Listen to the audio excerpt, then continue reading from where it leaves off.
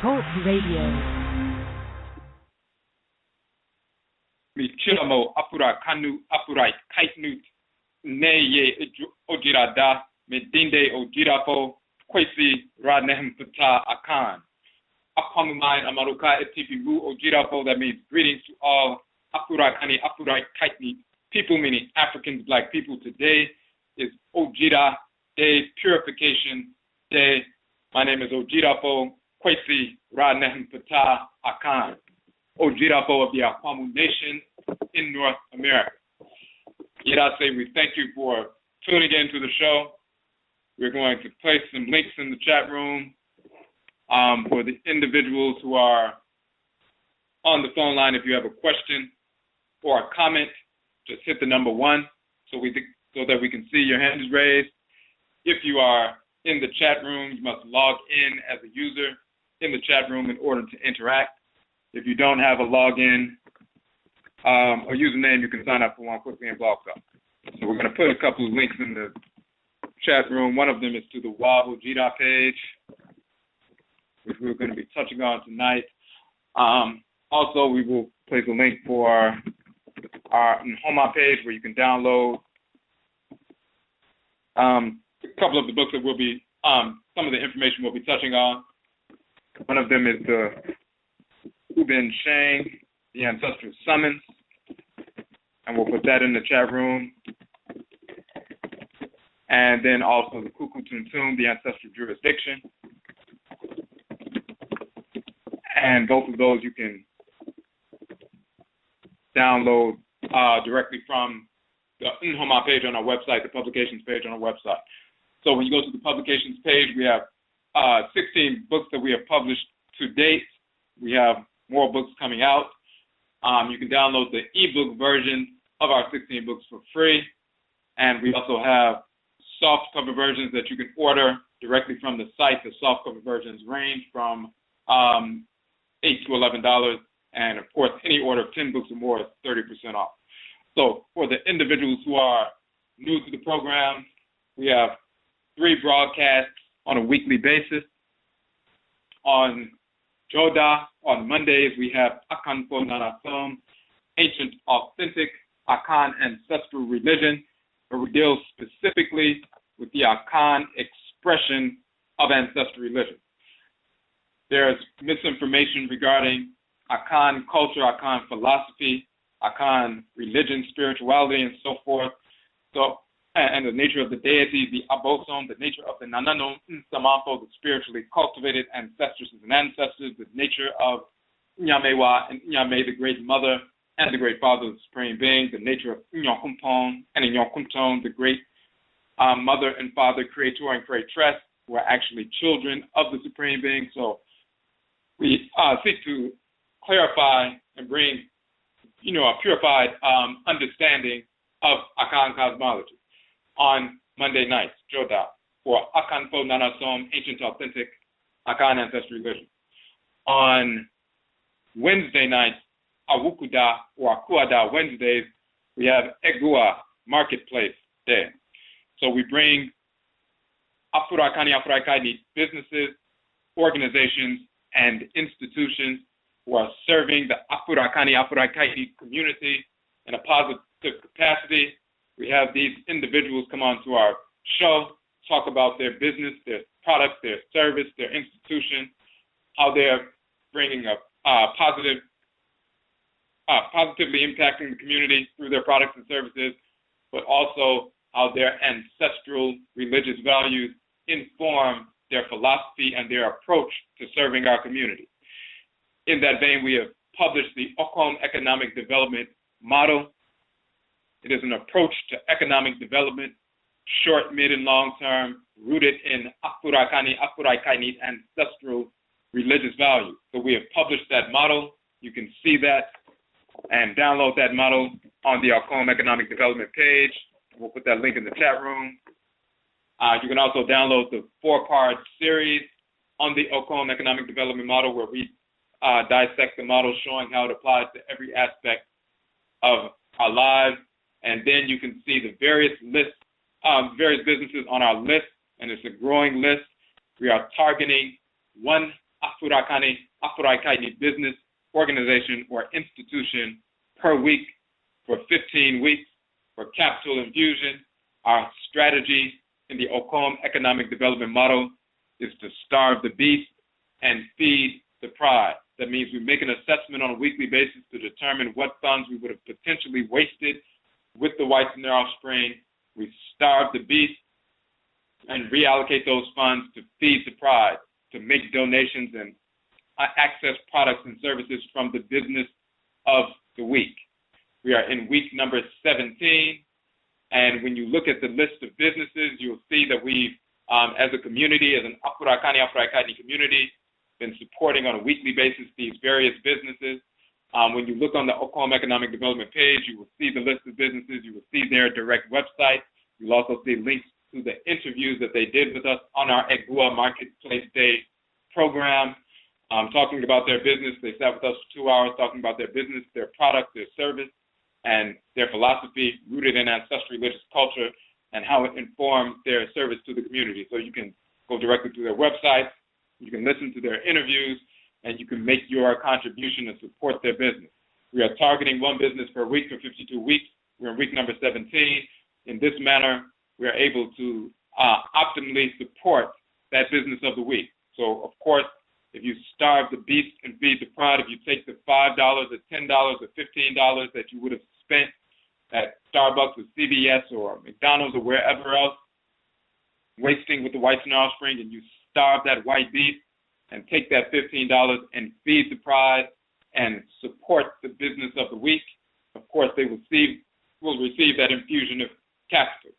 If 1,000 people did that, then there's a transfer of $15,000 from the whites and their offspring, our absolute enemy, directly to our people, starving the beast and feeding the pride. A $15,000 infusion of capital received by an Afuraitkaitnut business, organization, or institution in the course of a week, coming directly from the Afuraitkaitnut community, will of course not only allow that business to maintain its presence, to remain open, but also to expand its services to us as a community so they can serve us in a greater capacity. Also, it allows the business to hire Afuraitkaitnut people to service not only the business, but to service us through the agency of the business. So it is a win-win situation all around. If we do not do that, then by default, we are supporting the whites and their offspring, our enemies.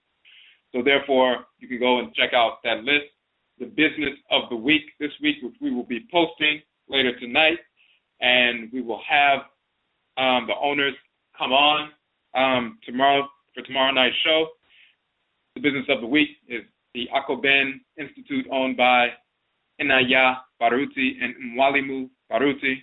So they will be coming on tomorrow night to discuss their institution, discuss the publications, as well as the event they have coming up this weekend in Atlanta, complementarity, and they'll be dealing with relationships from a holistic Afuraitkaitnut or African-centered perspective this weekend, Saturday and Sunday in Atlanta. So we'll be getting into that, and we'll be posting that information later on tonight on the website. And we will have that broadcast tomorrow night. So that's on Wednesday night. Akwada Egua Marketplace Day. On Abenada, which is Tuesday night, our broadcast is Ojida. Ojida means purification in the Akhan language. It also means a celebration of purification. In the language of ancient Kanat, which is a title for ancient Nubia, and Kemet, which of course is one of the proper names for ancient Egypt, the term Ojida means purification and a celebration of purification. It is the same term that we have used for thousands of years from ancient Kanat and Kemet into contemporary Akhan culture, because of course Akhan people, Akhan folk, migrated from ancient Kanat, that ancient Kanat land or Kanit land, Nubia, directly west to West Afuraikai, reestablished Akhana civilization or the Kanat civilization, the Nubian Kanat civilization or Ghana civilization empire 2,000 years ago. when there were Muslim invasions into that region about 1,000 years ago, some of our people migrated away from the ancient empire of Akhan or Ghana, moved further south to the forest belt and savanna regions in what is today's Cote d'Ivoire and the Republic of Ghana, and we reestablished Akhan civilization.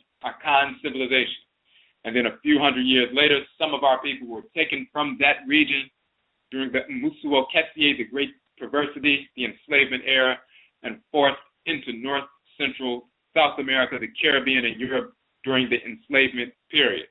And this is how Akhan people ended up in North, Central, South America, and the Caribbean, and Europe.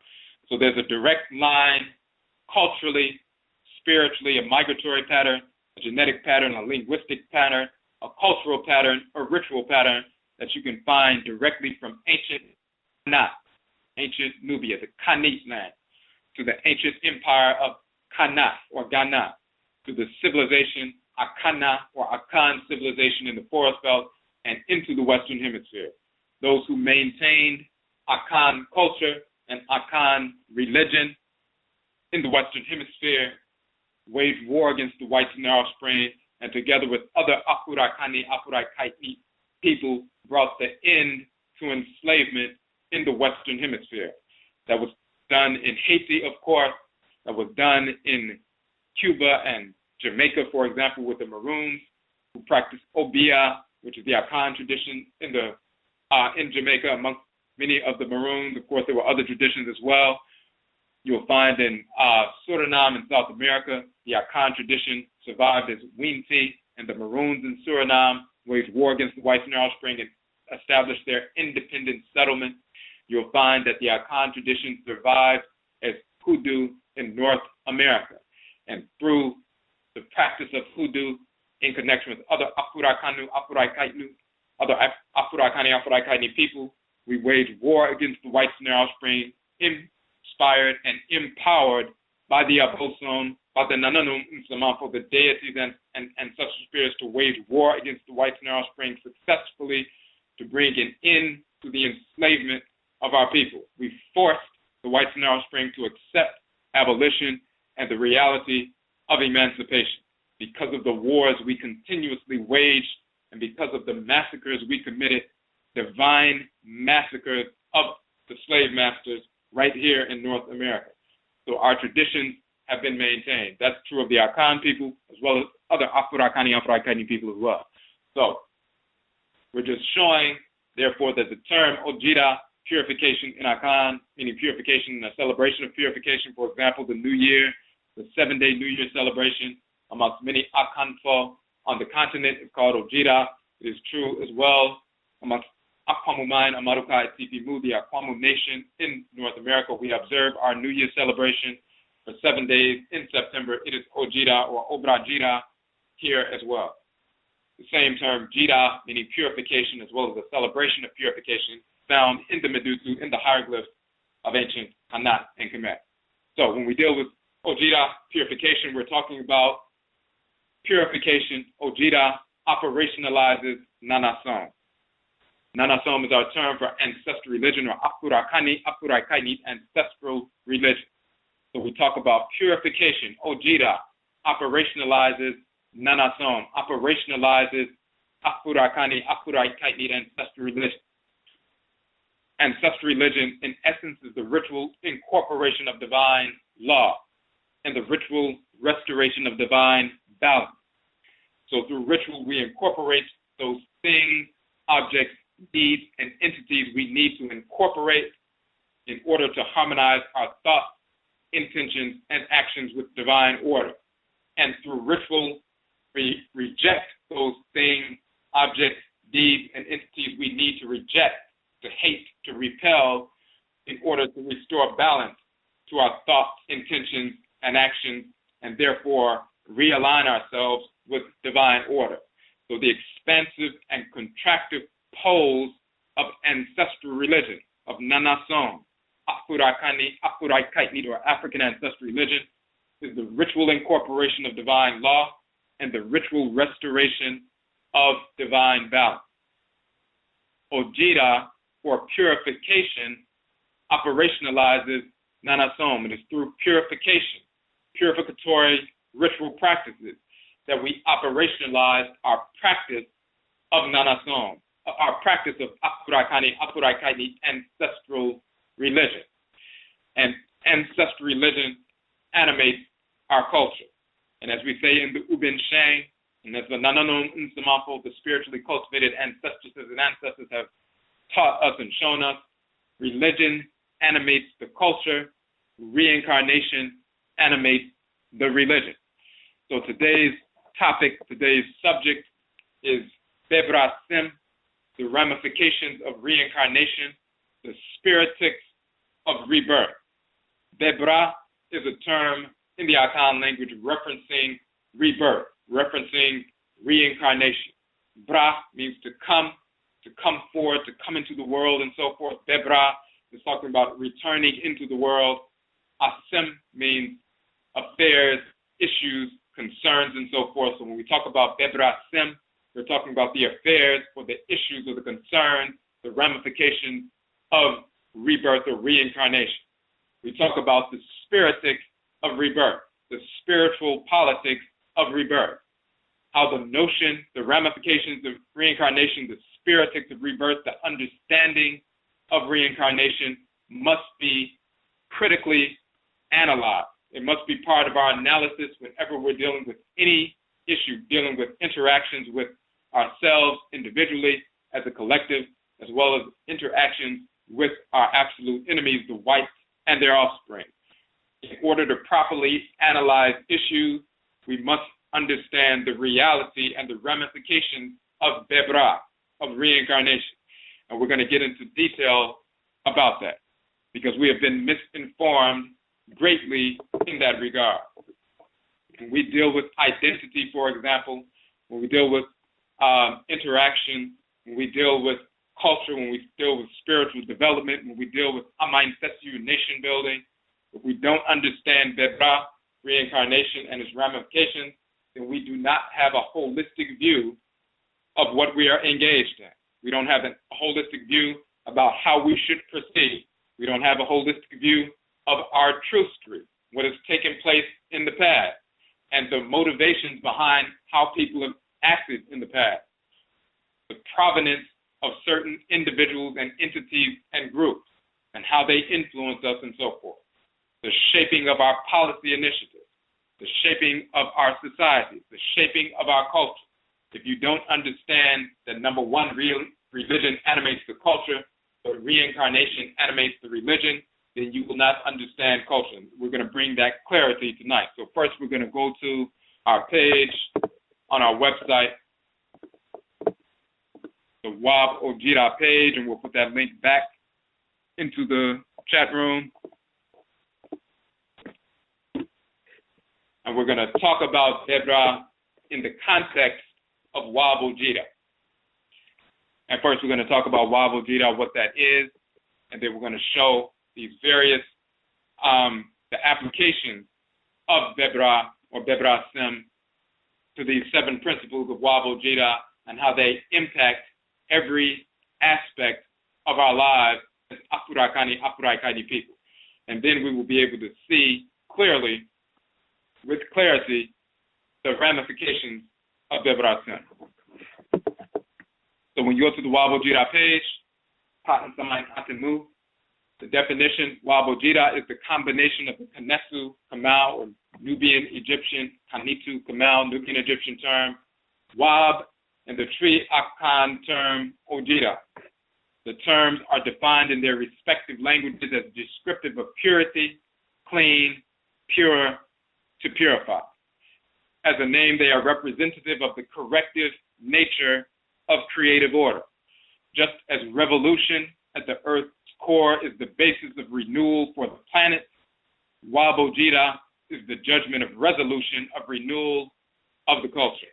So UAB-ODWIRA is a specific body of knowledge founded upon the 7 Mbe, the 7 ancestral wisdom teachings, so-called proverbial wisdom, which we have listed on this page. The Mbe, the 7 Mbe, and this body of knowledge revolving around these 7 Mbe were given by the Akradin bosom, the Akhan bosom, that animate the solar, lunar, and planetary bodies that govern the Akhan 7-day week, to the Nananom Nsumanfo, the spiritually cultivated ancestresses and ancestors of Akwamuman, Amaruka, Atifi, the Akwamu nation in North America. These 7 Mbe, proverbial wisdom, are the foundation also of our 7-day BEBRASEM Akwamuman New Year observance, our New Year's observance, which occurred in September.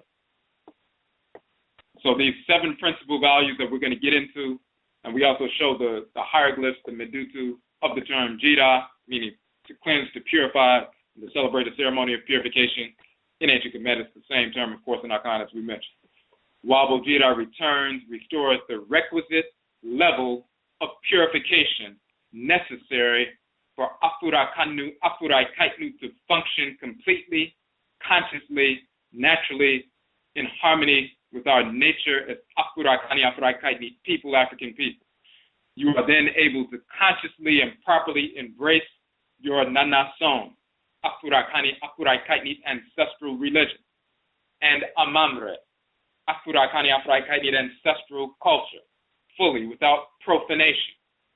This is necessary, the necessary foundation for fully engaging the process of Amaintesu, or nation-building restoration, in the proper sense. Now, what we're dealing with here is Nanasom, ancestral religion, Amaintesu, nation building. These things are animated by our purificatory processes. These 7 Mbe, these 7 proverbs, these 7 ancestral wisdom teachings, dealing with different aspects of purification, establishes, as we say, or returns or restores the requisite level of purification we need to move forward. And as we deal with them, we have them, and we have also a 2-hour video where we go into detail talking about these 7 principles, but tonight we're going to deal with them in the context of BEBRASEM, the ramifications of reincarnation. So we're going to go through them first, quickly, all 7, and then we're going to focus on each one as it relates to BEBRASEM. The first one, Kradin Ye Nyame Wa Nyame Okiame, that means the soul name is the spokesperson of the Supreme Being to your spirit. So we talk about the Kradin, the soul name, the name that is associated with your Krawa, your soul, your divine consciousness, that divinity that dwells in the head region. Your properly given name, your soul name, is a spokesperson. That collection of vibrations is a spokesperson to your spirit from the Supreme Being. Your Kradin, your soul name, that collection of vibrations, when it stimulates you, when you hear those sound vibrations, when they're properly structured because you have a properly given name, that collection of sound vibrations stimulates your spirit, provokes the energy of your spirit to align itself with the divine function you've been given to execute in the world. If you do not have a properly given deen or a name, the collection of sound vibrations that make up a name that has nothing to do with you will be a collection of sound vibrations or energetic projections that create and perpetuate discordance within your spirit and keep you disaligned on a daily basis. The second principle, Wotumi Fra Moja Nso Wotumi Fra Okra. The blood may be mixed, but the divine soul cannot be mixed. So we're dealing there, of course, directly with reincarnation. We're going to get into that. Abuarafo ye achiwadiefo, na achiwadiefo nina nye abuarafo. It means all of the whites and their offspring are spirits of disorder, divinely hated, divinely proscribed, rejected. Yet all of the spirits of disorder are not the whites and their offspring. So all of the whites and their offspring are spirits of disorder, but then we also have a percentage of individuals within our own communities who have become just as cancerous and they're just as disordered as the whites and their offspring. So we're going to get into that. Owunyan nipa na Akwamu. Death wakes up those who sleep through life, and this is specific to the manner in which we move forward as a people. We're dealing with death and return and so forth. We're going to get into detail about that. Nkrabia Shesunsum, Te Asem Okra. It is the Nkrabia that makes the Sunsum or Bezi Okrawa that talks about the nature of the functions you've been given to execute in the world. We're going to get into that. Obaye Ofa, Oberimaye Ofa, Ne Obrabo Asase Fimu. Woman is half, man is half, is the law of ethical existence in the house of the Earth Mother. So we're going to get into detail about that. We're talking about male and female balance, which is also complementarity as well. And Sankofa Jira Subain Afurakanu Afuraitkaitnut. Sankofa purifies the character of Afuraitkaitnut people. So those are the 7 mbe of Wabo Jira. And when you internalize those 7 mbe and operationalize them, that transforms your focus, realigns you with reality. It is purificatory when they are utilized in ritual, utilized in chant, ritual prayer, and so forth at the shrine, as well as in susu home, so-called meditation and so forth. But let's get into the relationship they have to BEBRASEM, the ramifications of reincarnation. So first of all, when we deal reincarnation, we're not properly including that as part of our analysis of our various issues. If someone, for example, tells you that black people in America can never find out who they are. Why? Because they have been mixed up on the boats during enslavement, and then once we got to the plantations, we were mixed up blood-wise, and then we have mixture from the whites and their offspring, inclusive of white Europeans as well as white pseudo-Native Americans who are simply Asians who migrated and invaded the Western Hemisphere, encountering Afuraitkaitnut people who had migrated here prior to the existence of Asians in the world, and they waged war against us, so they are not native anywhere. They are Eurasians, manufacturing an identity and calling themselves erroneously Native Americans, which they are not.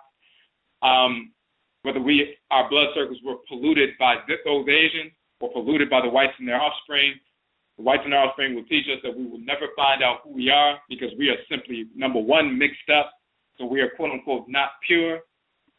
And number two, because of all the mixture, everybody is mixed and there's no real race and there's no biological basis for race and all of that stupidity. When we accept that idiocy, what we are accepting is Christianity, Islam, Judaism, and other fake religions. That's what you're being forced to accept. You're also being forced to accept the idiocy of atheism.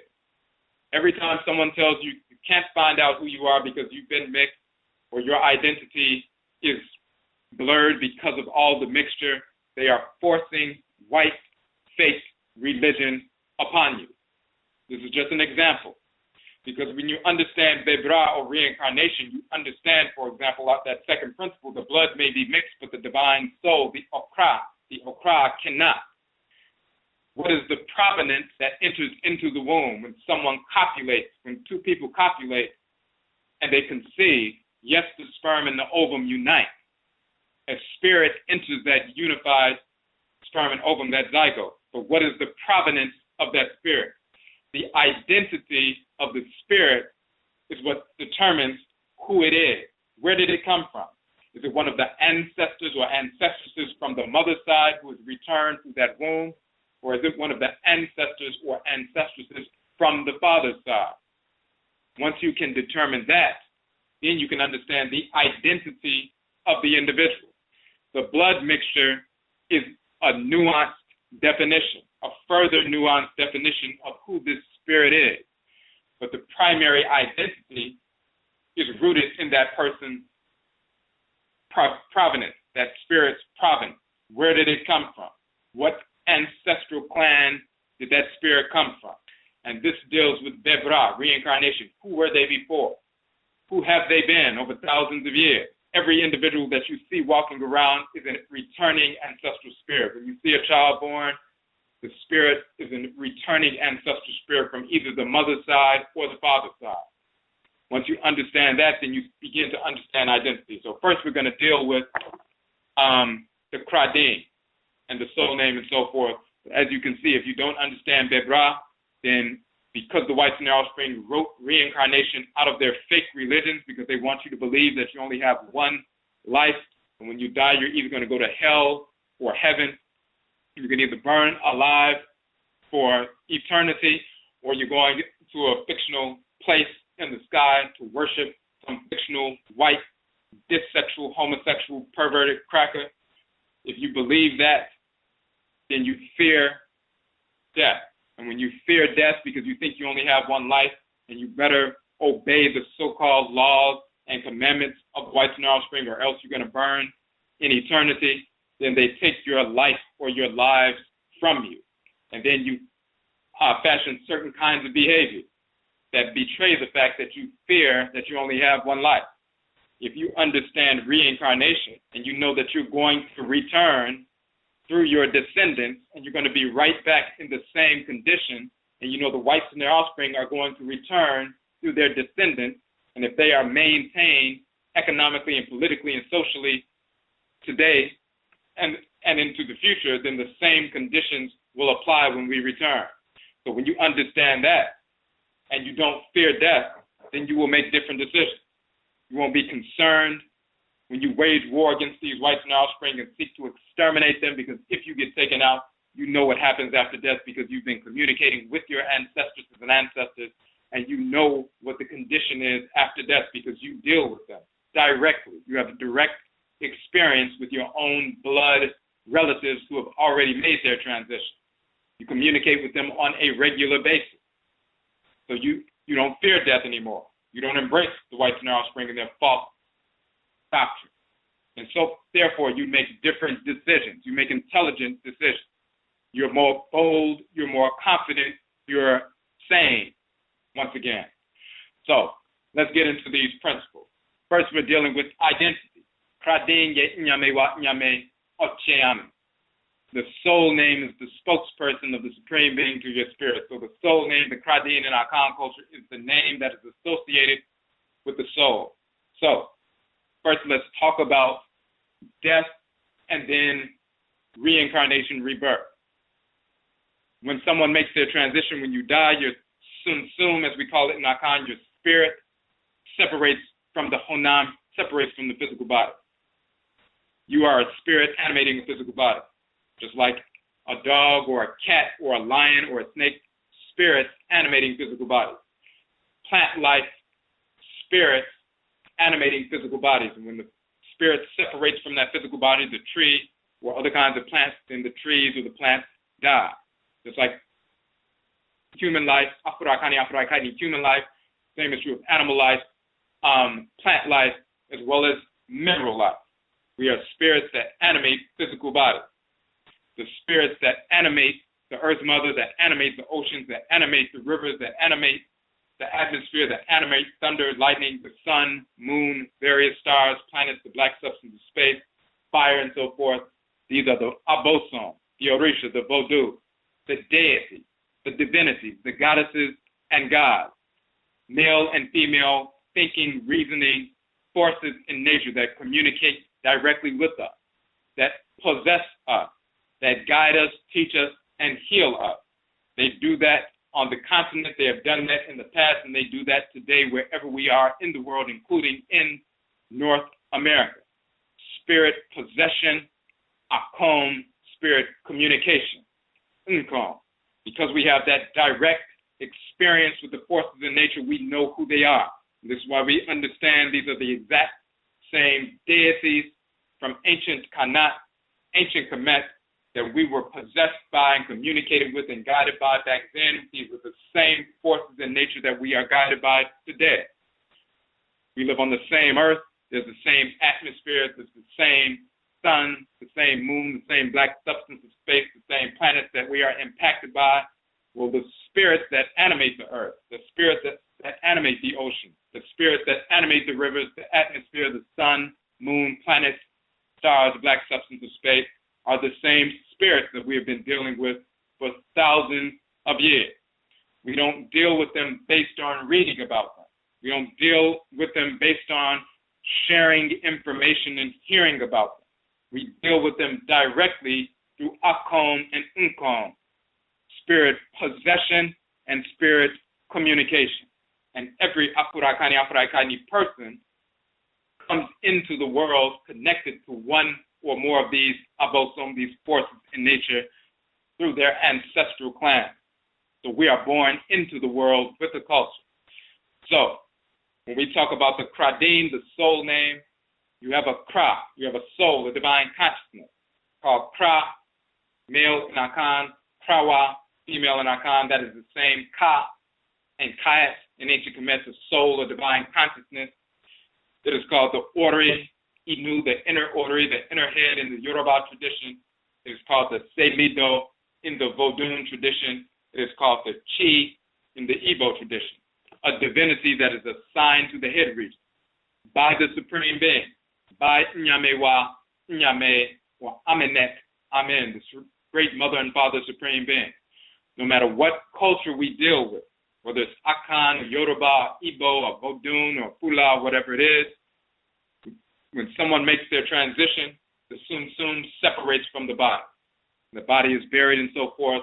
The spirit, the Sum, therefore, when they have lived basically fundamentally in harmony with culture, if they were not engaged in all kinds of insane kinds of behavior, self-destructive disorder behavior, criminal behavior, they were normal individuals, they will go and live in the spirit realm, the ancestral realm, Asamando, as it is called in the Akhan tradition, with the Nsamanfo, the ancestresses and ancestors in the ancestral realm.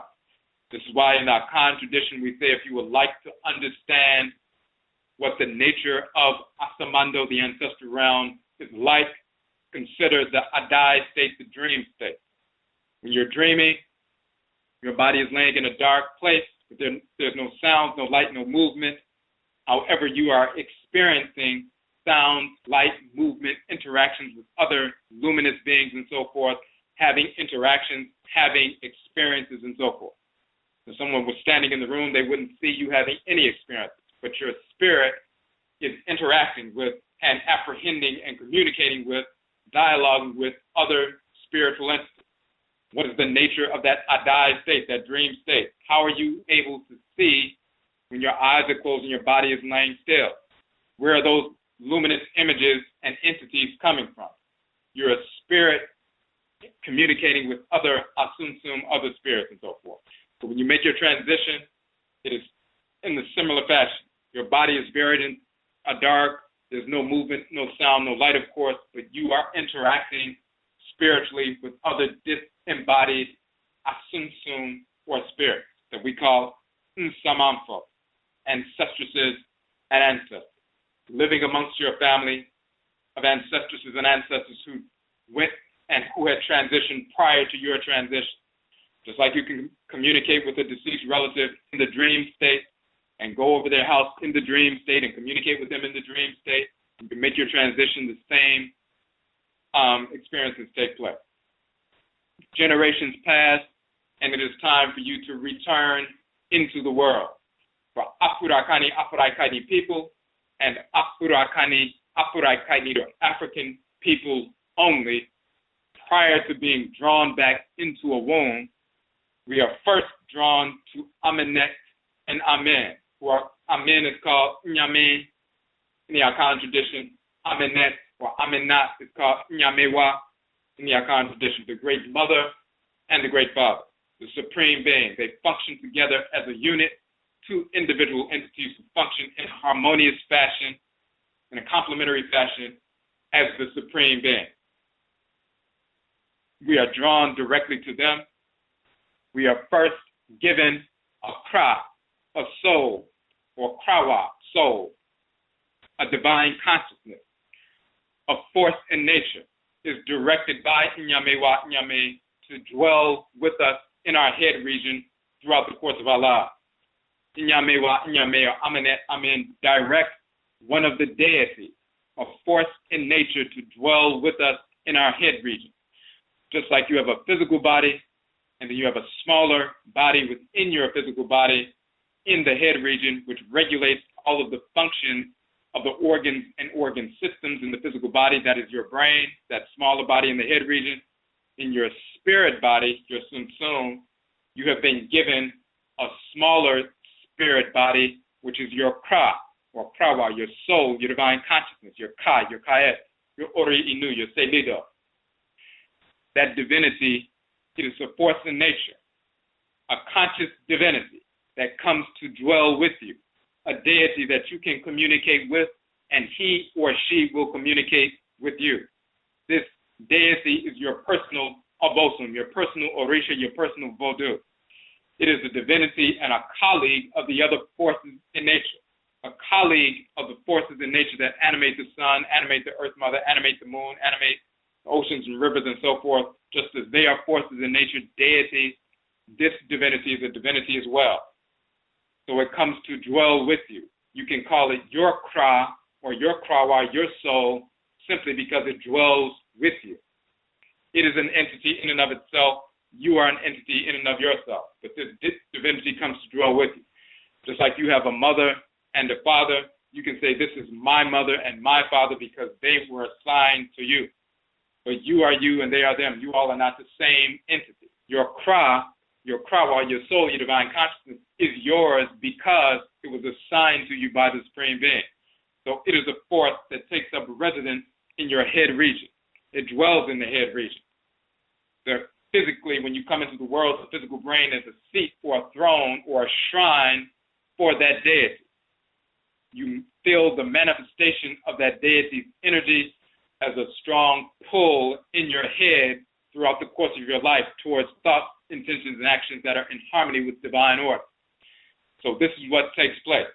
Before you incarnate and are drawn back into a womb, you are first drawn up to Inyame wa Inyame, Aminet, Amen, and they direct one of these divinities to dwell with you in your head region. Once that deity installs itself in your head region, you are now Sunsum, a spirit, with a krawa, a soul, a divine consciousness. Now you are a whole entity. And now you are sent back into the ancestral realm to await reincarnation. And when your descendants, one of your great-great-great-great-great-great-granddaughters, for example, grows up and gets married and copulates with her husband, through that energetic interaction, exchange, your spirit is drawn from the ancestral realm and you are ushered by the Nsamanfo, the ancestresses and ancestors, into that womb space. And now your spirit is taking up residence in that zygote, and now you will begin to gestate, of course, and 40 weeks later you are born into the world, and this is the first time you have returned into the world, most likely since over 100 years. So this is the process. Now, when we talk about this first proverb, the Kra is not only a divinity, but encoded within the Kra, within the Ka is the soul, the divine consciousness, is the specific function you are to execute in creation, and the manner in which you are to execute that function.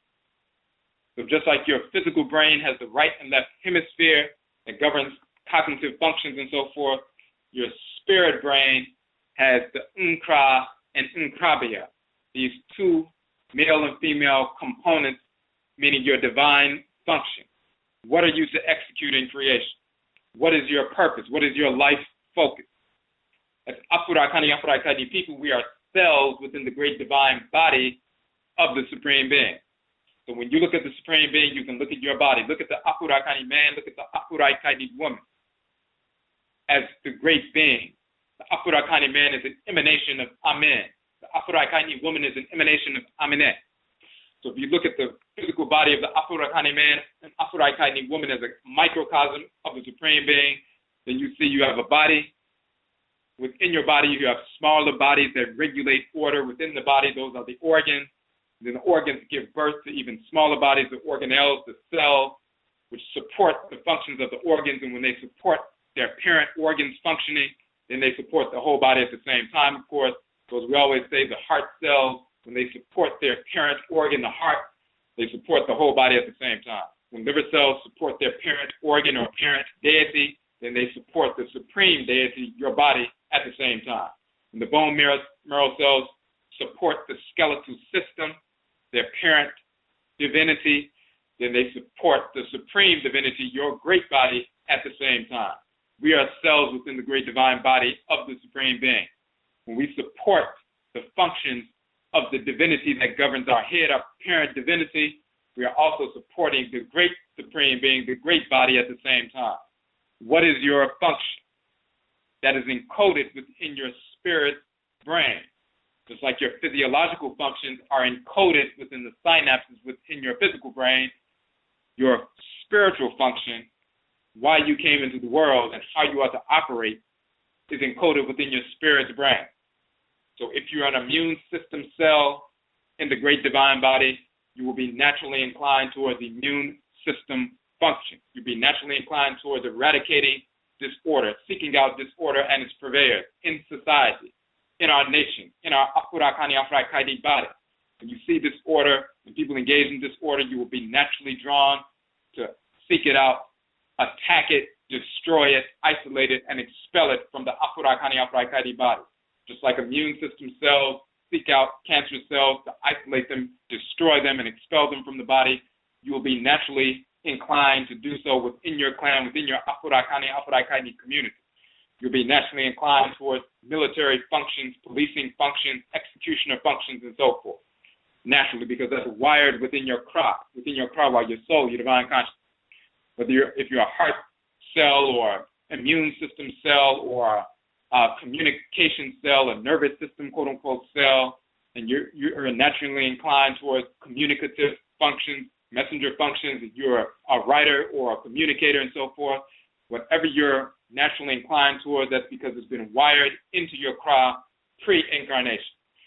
When you're given that kra, that divinity that dwells in the head region, you're given a function to execute in the creation and the manner in which you must execute that function so that you can support that role but not create disorder in the world and in yourself in the process. You're also given a specific configuration of energy necessary to execute that function. So if you're given an immune system function in the great divine body, then you're assigned deities that carry the firepower necessary for you to support that immune system function. You're not just given a plan, you're given the energy necessary to execute that plan. The immune system cells are not just given a blueprint, they're given the power necessary to move throughout the body and execute that blueprint.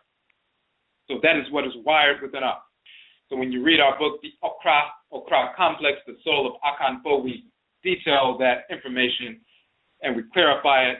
The entire book is about the nature of the soul, the nature of the Okra, Okrawa, the Ka, the Kayat, also called Ori, in Yoruba, and Sebido, and Vodun, and so forth.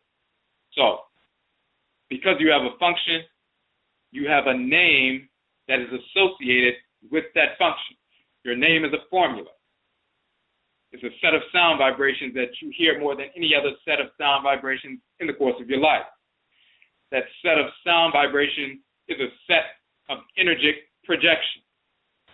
Energetic projections, sound vibrations, affect and move matter. Of course, when someone can sing to such a pitch and volume that the sound vibration can break a glass.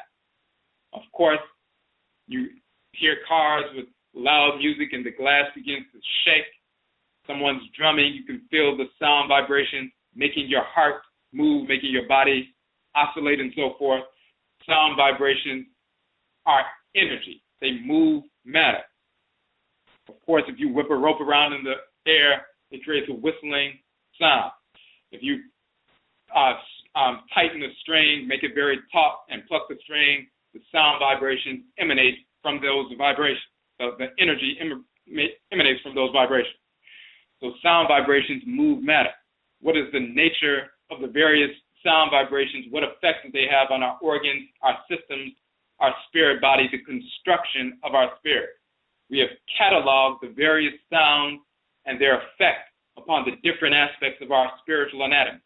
Therefore, when we attune to the sound vibrations that are constantly emanating from us, we replicate those sounds, and that is our actual name. If you blow through an instrument like a trumpet, you get a certain sound. If you put that trumpet down and you blow through a trombone, you get a different sound. You put that instrument down and blow through a tuba, you get a different sound. The same air coming from the same set of lungs, but because the structure is different, the sounds that emanate from that structure are different.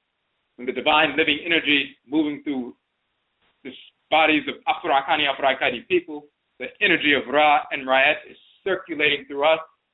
No one has your exact physical form. No one has your exact spiritual form. So the sound vibrations that are emanating from you as that energy is circulating through you constantly just by nature of the fact that you're breathing. Your form is different from someone else's form, just like the different forms of these brass instruments. The slightest change changes the nature of the sounds that emanate. When the life force energy is circulating through your specific form, a specific, unique configuration of vibration emanates from you. If you attune to that unique configuration of energetic vibrations, those sound vibrations that are emanating from you constantly, if you attune to them and replicate them with your vocal cords, you are enunciating your actual name. You are born with a name, and it is based on the reality of the divinity that governs your cry. That's what gives structure to your spirit, and therefore you take up residence in a body, and you have a spiritual structure that emanates a specific configuration of vibration. So you have a name that's written into your nature by the Supreme Being, by virtue of the fact that you've been assigned a cry that's attached to your head region and regulates your spiritual organs, just like the brain regulates your physical organs, so forth. So you have a name. Just like we have that physically and individually, we also have a kradin or a soul name that is collective.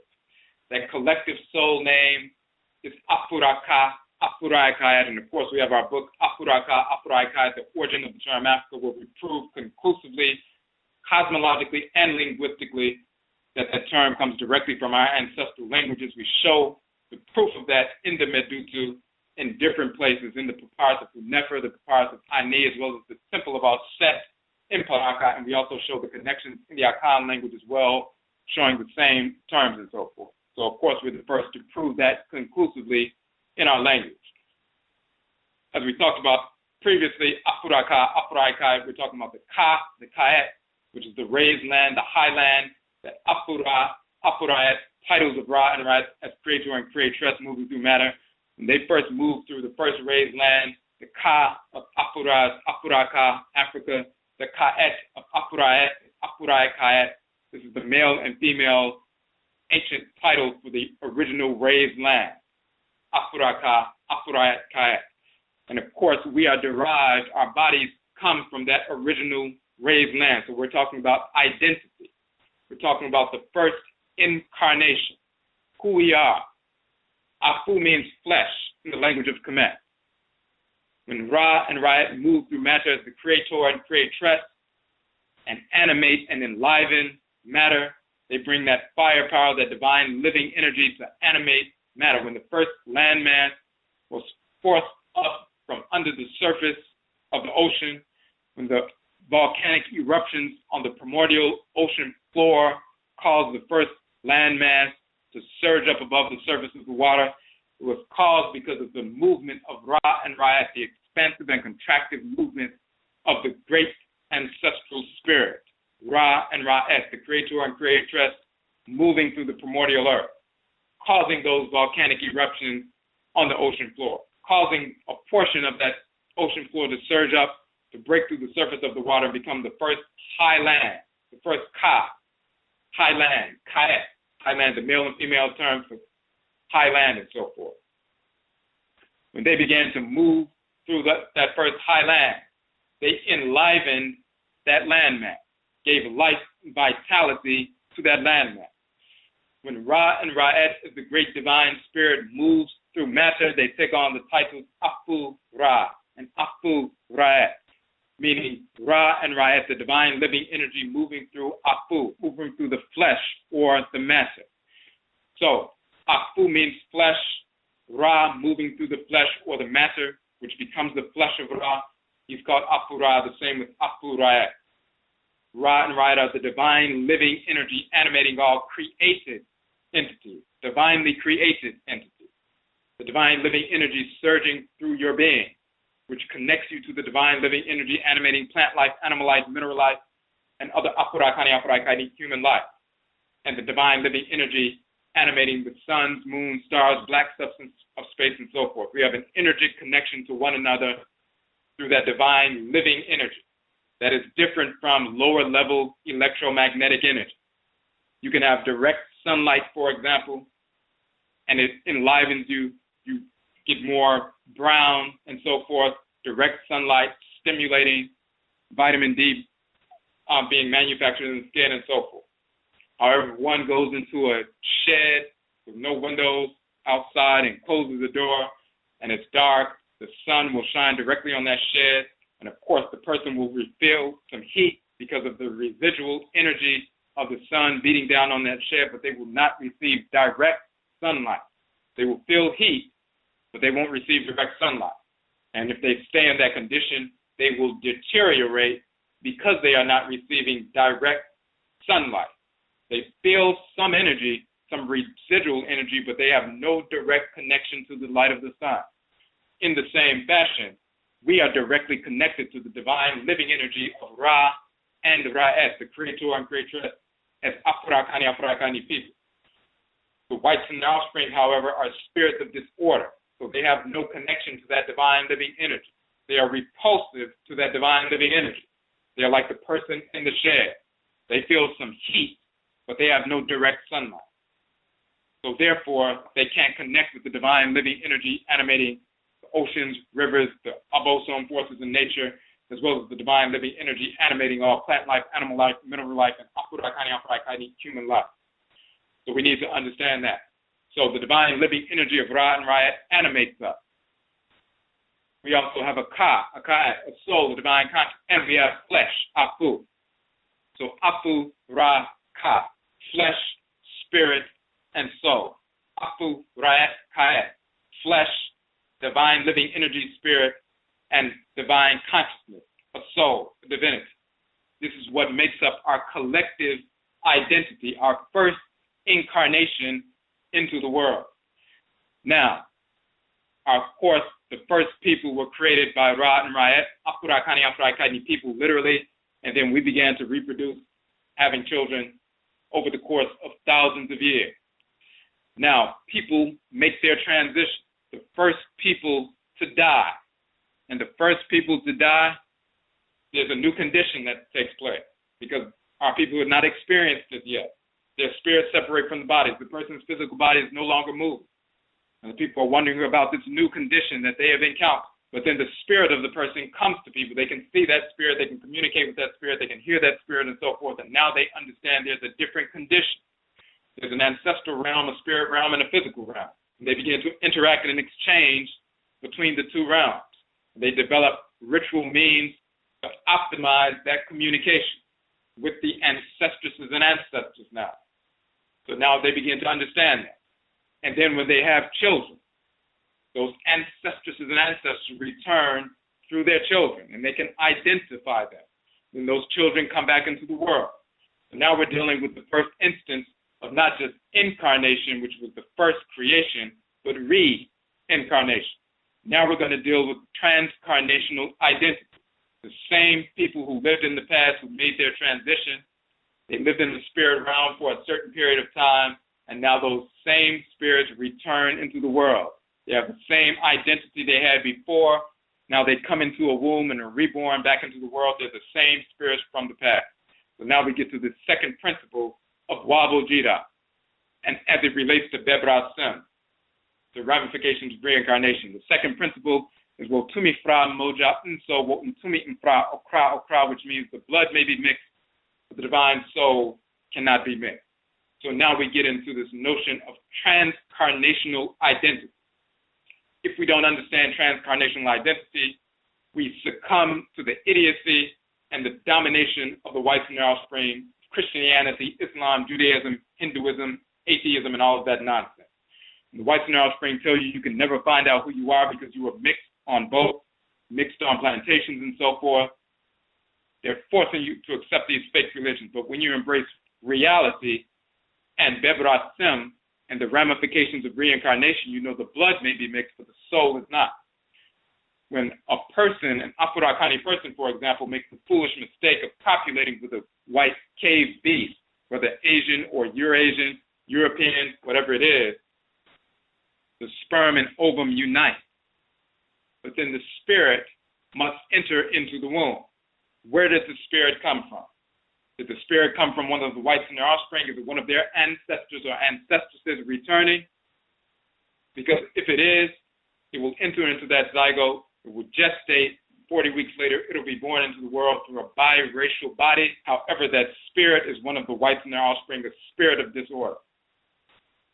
If the spirit is one of the ancestors or ancestresses of the Afuraitkaitnut individual, then that ancient Afurakanu or Afuraitkaitnut spirit who once lived in Afuraikai, who was living as an ancestor or as an ancestress, guiding their descendant throughout their lives, watching as their descendant went against their direction and copulated with this cracker and forced them to be drawn into a womb, which will force them to come out physiologically biracial for the first time in thousands of years. And now they're linked with a flimsy blood connection to one of the whites in their offspring and a bunch of white individuals on the quote-unquote white side of the family. In reality, that white individual and all of their white family members are aliens with regard to this returning Afurakanu spirit. When that spirit was living in Afuraikai a couple of hundred years ago and made it his or her transition, and he watched his descendants become enslaved in America and so forth, and have children and grandchildren and great-grandchildren and great-great-grandchildren and so forth, guiding them to the best of his capacity as an ancestor. And then his great-great-great-great-great-granddaughter, for example, copulates with one of the whites in our offspring foolishly, then his spirit is forced to be drawn into that womb, and now he comes out physiologically biracial with a lighter brown body, a scar, a representation of the pollution of the blood circle. However, he is the same spirit. If he was Yoruba, he's the same Yoruba man who was returned into the womb. His blood may be mixed, but the Kra, the soul, the divine consciousness is not mixed. He's the same Yoruba man. So as he's growing up and asking his mother, where do we come from? And she doesn't know, so she says, well, we are mixed up, and we were mixed up on both, and we don't know where we come from, and you have some Native American in you, and some European in you, and some Italian, and all of this other nonsense. He is the same Yoruba spirit. That the provenance of his spirit comes directly from that ancient ancestral clan. Prior to incarnation or reincarnation, he was drawn to Nyame, and his Kra was replenished, restored, purified, and so forth, showing what his divine function is, installed within his head region. And then he went into that womb, ultimately, and was born into the world. So he had an identity before he even entered into that quote-unquote biracial zygote, which will become a biracial embryo. Before that spirit entered that embryo, his identity was already sealed. The blood may be mixed, but the divine soul cannot be mixed. When we understand this notion of bebra, reincarnation, then we have an understanding of real identity. That means that every Afuraitkaitnut individual can find out tonight what your ancestral identity, your transcarnational identity is. Before you entered into your mother's womb, you were an ancestor or an ancestor. Prior to the beginning of the Musuo Kwesi, the Great Enslavement Era, you were an individual living somewhere on the continent of Afuraikai as part of a specific culture, as part of a community, as part of a specific ancestral clan. And you made your transition. You made your transition there, where some of us were snatched up from there and forced onto boats and forced to come here. But we made our transition here. We're on our way over here, on the boats and so forth. But prior to that happening, you were living on the continent as part of a community numerous times, through bebra on the continent, numerous times over thousands of years. You have an identity. You make your transition. Your spirit separates from the body. You become an ancestor or ancestral. If you were Akhan when you were alive, you are Akhan in the ancestral realm. If you are male when you were alive, you are male in the ancestral realm. If you are female when you were alive, you are female in the ancestral realm. And you have those same characteristics to the extent that when you show up as a spirit to one of your relatives, your living relatives, see you and describe you to someone else. They can hear your voice. You're communicating with them as a spirit. The sound vibrations are energy, of course. So sound vibrations and color and form and gender originate in the spirit realm. This idiotic notion that there's no such thing as gender in the spirit realm and no such thing as color, that's pure stupidity. And it's a lie promoted by the whites and their offspring to throw you off. But you have gender, you have color, you have characteristics, you have an energy complex, you have either fiery energy or cool, watery energy or airy or whatever it is. You have a personality and so forth, which is an expression expressed through that energy complex that you've been given by the Supreme Being. You have an identity. Spiritually, you're an ancestor, and you're living in the ancestral realm. And then you enter into that womb, you're that same individual, that same entity, that same character, and that same ancestry. Then you came into a womb. You came into your mother's womb. And then you were born a number of years ago. And now you're back into the world. As you're growing up, you're asking your parents, where did we come from? And if they don't understand bebra, reincarnation, they will tell you, you have been mixed, and our family has been mixed. We're mixed on both, and we won't know. We can never find out who we are. That's an absolute lie. That is nothing but an expression of Christianity and Islam and Judaism and all that nonsense. But when you embrace your own ancestral culture, you can attune to the Kra that dwells in your head right now. You can attune to your Nananom Nsamanfo, your ancestresses and ancestors who live with you in the community, in the clan that you were part of when you last lived on the continent. And they can tell you exactly who you are because they lived with you as colleagues, as parents, as uncles, aunts, and so forth. So you can find out directly from your own Kra, your own soul, your own divine consciousness tonight. You can find out and get it confirmed by your Nananom Nsamako. When you embrace ancestral religion, you have a proper notion of identity. We don't look to those who are inferior to us, the whites and their offspring, for a definition of identity that is slave-minded. We don't look to fake religion. We don't look to pseudo-spirituality. We don't look to Hebrewism. We don't look to Moorishism. We don't look to Hermeticism, pseudo-metaphysics, all of that ignorance for proper definition. We're not slaves to the whites and their offspring. We're not slaves to those inferior beings. We learn directly from the deity who birthed us, who are assigned to us by the Supreme Being pre-incarnation and give us our identity. And we learn directly from them. So when you do that, you can confirm exactly who you are. The blood may be mixed, but the soul is not. So that's key. You can know what your transcarnational identity is, your identity that is maintained through successive reincarnation. Your Kra is stable. It does not change. So that nature, that condition, that root personality, that root essence, that is unchangeable. Incarnation from incarnation to incarnation, transcarnationally, you have that stability. So you have a fundamental principle of your identity, your fundamental essence. Now the next piece, Abarofo ye Achiwadiefo, ne Achiwadiefo Nina nye Abarofo. All of the whites and their offspring are spirits of disorder, divinely hated. But all spirits of disorder are not white. So when we say Achiwadiefo, Achiwadie in Akhan means, Adie means thing, object, deed, or entity. Chi means to hate. So the Achiwadie are those things, objects, deeds, or entities that are hated by the Supreme Being, by the Obosom, by the Nananon, Nsamanfo, by us. Divine prohibitions, divine restrictions. For example, child molestation is Achiwadie, divinely hated, rejected by the Supreme Being. Murder, rape, dissexuality, homosexuality, any kind of criminality is divinely hated. Disorder is divinely hated. The creation of the universe is rooted and is a manifestation of divine order, as we call Nyamewa Nyame Nsheshe, the divine arrangement of Nyamewa Nyame. Creation comes into being through law, the expression of order. creation is maintained through divine hate, the impression of order.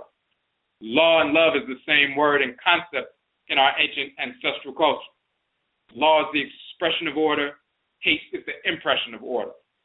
Law expresses order in the same fashion that if you have something, if you want to put something in alphabetical order, you must find out what are the laws that govern alphabetical order.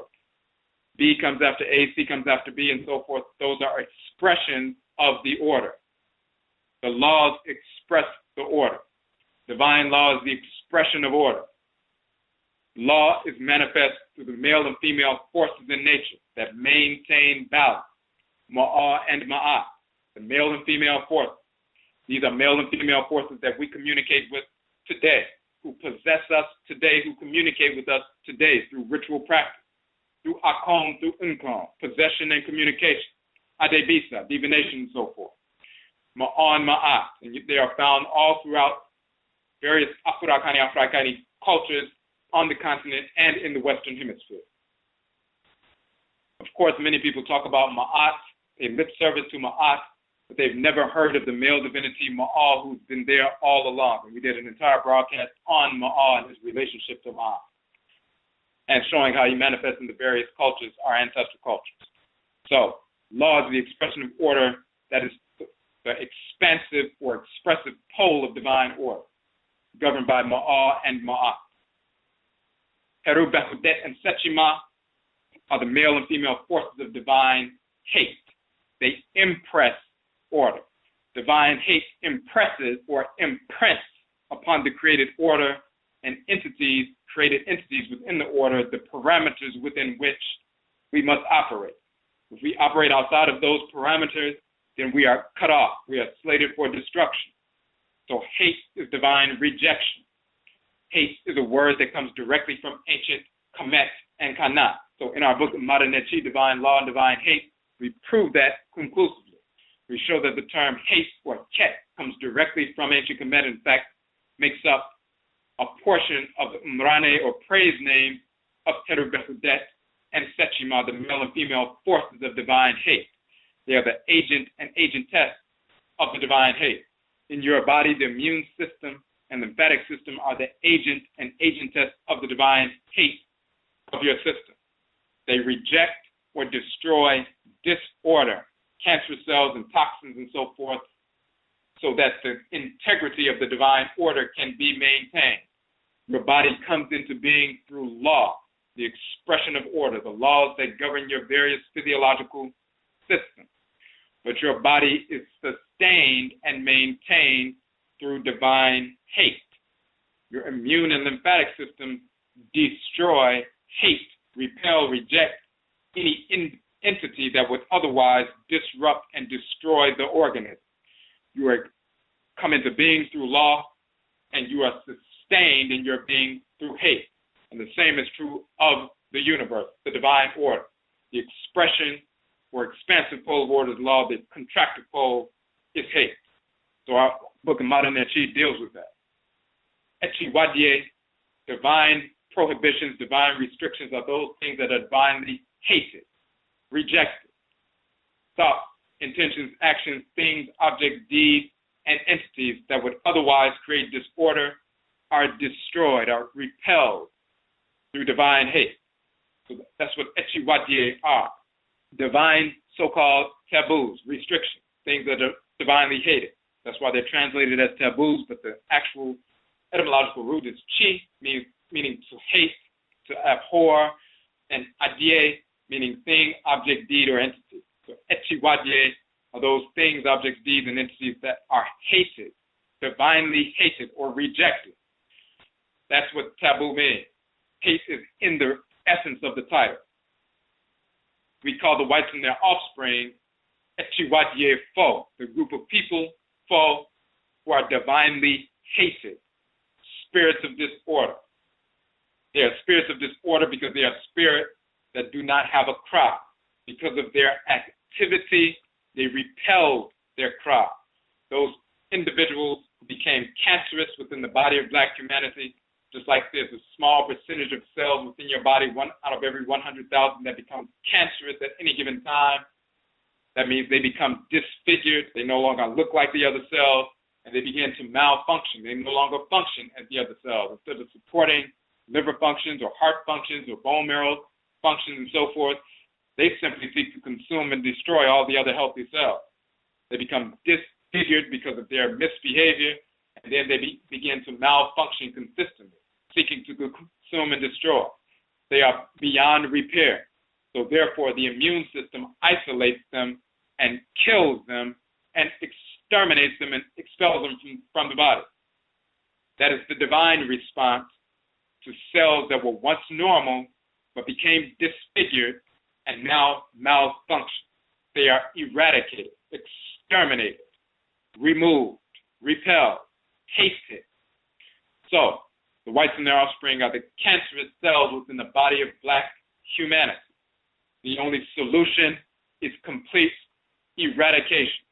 White Europeans, Asians, Hispanics, Latinas, Arabs, Hindus, pseudo-Native Americans, non-Afurakani, non-Afuraitkaitnut people incarnate as spirits of disorder. We did a broadcast where we talked about the origin of the whites and their offspring. We talked about the text, the Book of the Cow of Heaven, so-called destruction of mankind, showing that origin in the text and so forth. A small percentage of our people, just like a small percentage of cells, begin to engage in disorder. They separate themselves through their behavior from the rest of the normal, healthy cells. When people engage in murder and rape and dissexuality and criminality or any kind of perverse behavior like that, we typically kill those individuals. Those who would escape that death sentence would be exiled by self-exile by escaping from the larger community and living out in isolation outside of the larger community, and typically very often would die in isolation. If they had children, typically their children and grandchildren who didn't commit those crimes would return to the larger community because they grew up in isolation. They realized it was not their fault that they grew up in isolation, so they will leave their parents and come back to the larger Afuraitkaitnut community. But those parents, if they were to come back, they would be executed, so they die in isolation.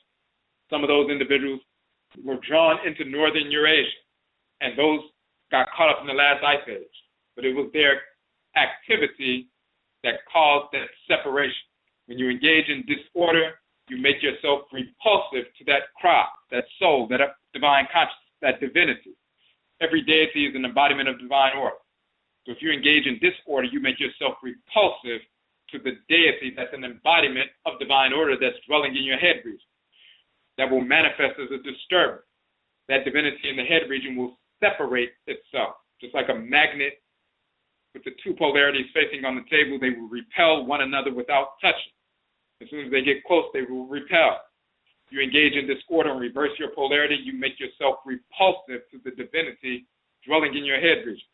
If you persist in that disorder, that divinity will separate itself and dislodge from your head region. The Akhan will say, Nekra Juyani. His Kra has fled from him. And certain rituals are enacted to the Kra to return to the individual and reinstall itself in the head region of the individual. Because the person seeks to realign with divine order.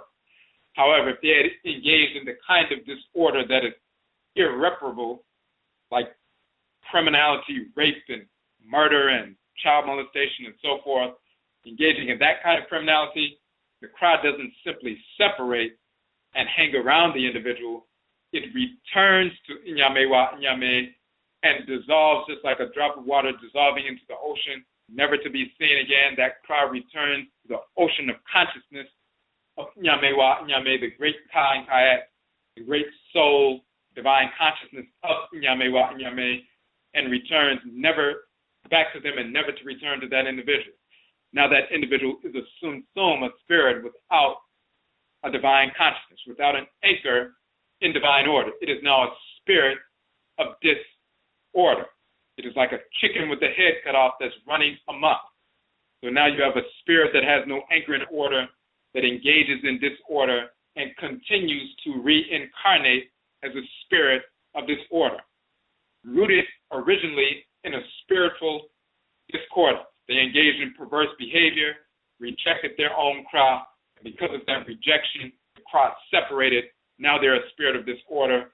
Later on, because of their behavior, of course, that physical separation and loss of the cross manifests physiologically as a loss of abatum, a loss of melanin. Yes, they become isolated during the last ice age.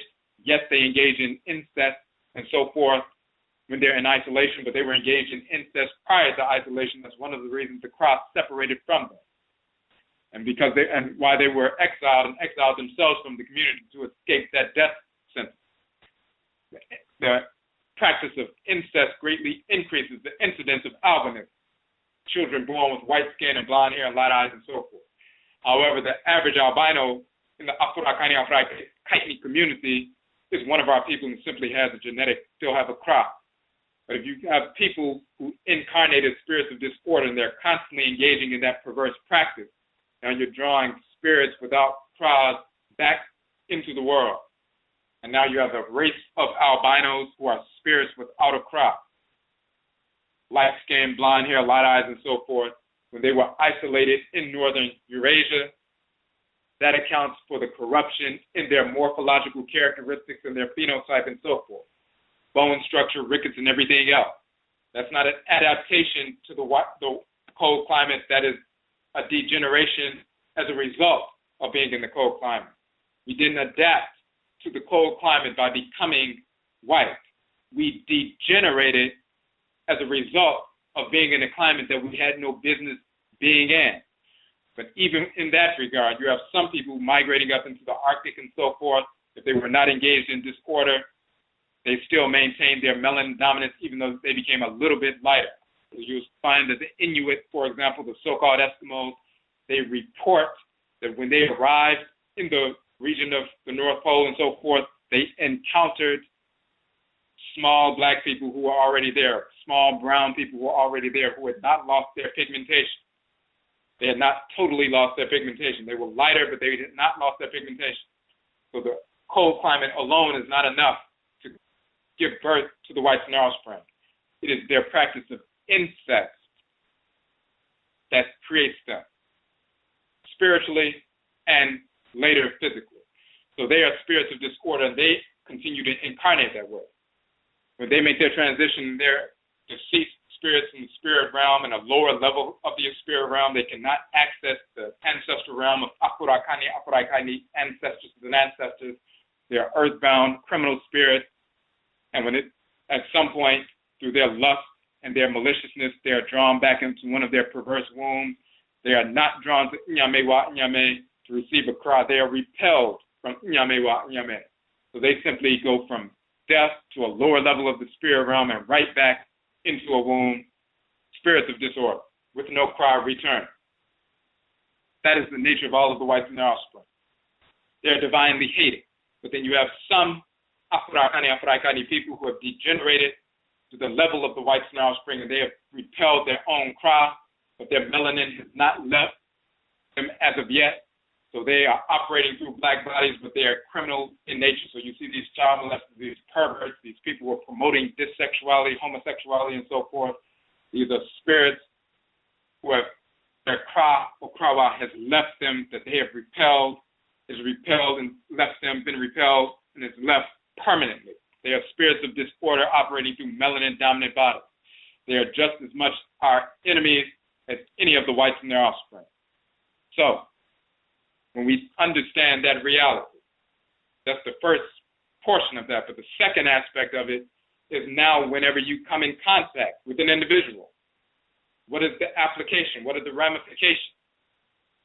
Every time you see one of our people, of course you see one of our ancestors and ancestors return. You see a baby or you see a grown individual.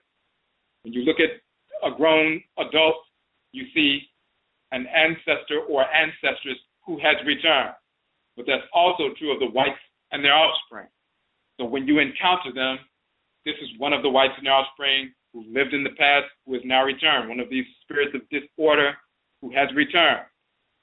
So now you encounter somebody at your job, and they're treating you very negatively, more negatively than they treat the average worker.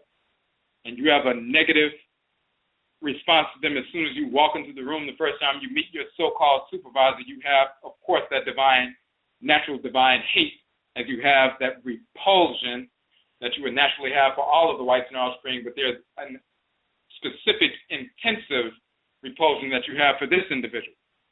It's more personal. Why is it more personal?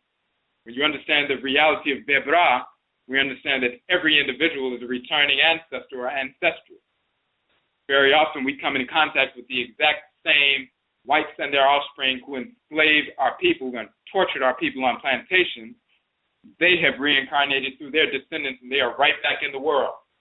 We have reincarnated through our descendants and we are right back in the world. And sometimes we end up getting a job where we're working for them once again. The same person who tortured us on a plantation is the exact same person we are staring at behind the desk once again. When you understand the ramifications of reincarnation, you understand that these dynamics manifest in various ways. When you have certain inclinations, you have certain ideas that enter into your head. When the whites and offspring try to tell you foolish things like, well, listen, you shouldn't be upset enslavement, not with us, because that happened a long time ago. So you shouldn't have any ill will towards us. Our ancestors and ancestresses did that, but we had nothing to do with that. Again, they're trying to force you into the idiocy of Christianity. But when you embrace reality, you recognize actually you did have something to do with it because you were one of these slave masters actually torturing our people. And now you're right back in the world today. And we didn't exact revenge, some of us back then, but now we have an opportunity today to exact that revenge. This is why the whites and their offspring don't want us to understand bebra, reincarnation, because then we begin to see them actually for who they are. They're the exact same individuals who enslaved us and tortured us, ripped our babies from our mothers and so forth, and sold them to different plantations, raped the males and females, adults and children on a regular basis, tortured us to death, and now we are staring at them once again and have an opportunity to balance the scales of Ma'ah and Ma'at in this time. So they don't want us to understand that, but we do understand that now. That gives you a totally different understanding of identity. So now your policy initiative is an Afuraitkaitnut community, and that is taken into account in the way you're going to interact with the whites and offspring. Where they seek to endear you to them, the ones who treat you nice, quote unquote, and that endears you to them. And once you become endeared to them, then you are separated instantaneously from the rest of your people. So when your people come along and say, listen, why are you embracing this practice? And you say, well, they treated me nice, and if you don't accept them, I'm going to separate from you because you shouldn't be accepting them. All of a sudden, because of the presence of the cracker, now black people are separated because they, quote unquote, treated you nice. Yet this was the same slave master who tortured you in the past. The reason why they endeared themselves to you is so that you can become their defender against the larger Afuraitkaitnut community. They are the most insidious of the whites and their offspring, those who seek, like parasites, leeching onto a host to endear us to them. During enslavement, you had some of the whites and their offspring who would torture you brutally, letting you know that any movement that you make, they would seek to torture you. Then you had other of the whites and their offspring who would play the so-called good cop and bad cop. They would try to, quote unquote, treat you nice, give you extra food, give you medicine.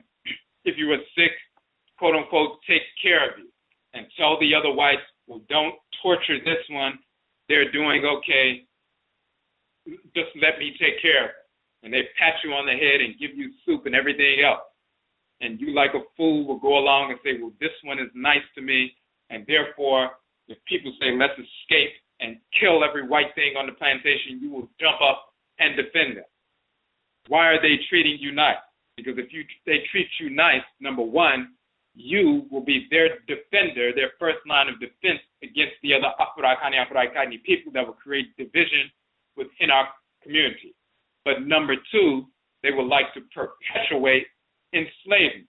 They want you to continue to be their slave for the rest of your life, to slave for them until you die, and for your children to be enslaved to them until they die, and generation after generation. So if they treat some of the ignorant amongst us, quote unquote, nicely, that preserves their absolute dominance over our lives intergenerationally and even transcarnationally. It's not them treating us nice so that they can end enslavement. They're treating us, quote unquote, nice so they can perpetuate enslavement. The only nice thing that the whites and their offspring can do is to commit mass suicide, fratricide, and sororicide. Massacre as many of their people as possible and then kill themselves. If they are not doing that, then they are not assisting us. Every time they take a breath, that is them showing their contempt for us. We need to understand that. So when they bring all of these different ideas about they didn't engage in these negative practices, it was something that happened long ago. People understand reincarnation every time you walk into a store, every time you walk into a job, every time you see one of the whites and offspring, you're looking at slave masters, you're looking at the so-called Greeks who invaded Kemet, you're looking at the Romans who invaded Kemet, you're looking at those descendants of Arabs who invaded Kemet and the Aryans who invaded, descendants of black civilization in the so-called Near East and in India and so forth. You're looking at those crackers in medieval times, these perverts and so forth. These are the same individuals who have returned, who not only waged war against us over the past couple of hundred years, but have been waging war against our people for over 12,000 years. These are spirits of disorder. Every one of them who exists, every one of them who has ever existed, and every one of them who ever will exist until they become extinct, until we make them extinct. So once we understand that, we change our behavior, we change our pattern, we change our modes of acquiring a mindset or nation building, independence.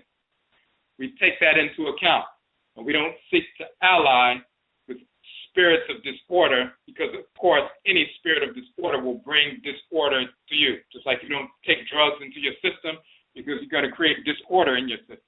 You don't take pervert into your system because you create perversity within your system. You don't embrace spirits of disorder because you will create disorder within yourself. You don't embrace the whites and their offspring because they're spirits of disorder. You don't seek to ally with them. You seek simply to eradicate them physically and spiritually. We're going to go to the next piece. But before we go to that next piece, we want to see if there's any questions or comments in the chat room. If you have a question or comment on the phone line, it's the number 1. If you're in the chat room, you must log in as a guest in order to interact in the chat room. And we're just going through those real quick. Make sure we didn't miss any comments. There's one question in the chat room. Are earthbound spirits of Afurakanu, Afuraitkaitnut drawn back into the wombs of disordered Afurakanu, Afuraitkaitnut? In fact, we are just about to get into that in this next principle. How can we know if a biracial child is Afurakani, Afuraitkaitnut? For instance, could a white woman have a child with a black soul? Let me make sure there aren't any other questions along those lines. Okay, so with regard to that question, yes. Again, the provenance of the spirit determines its identity.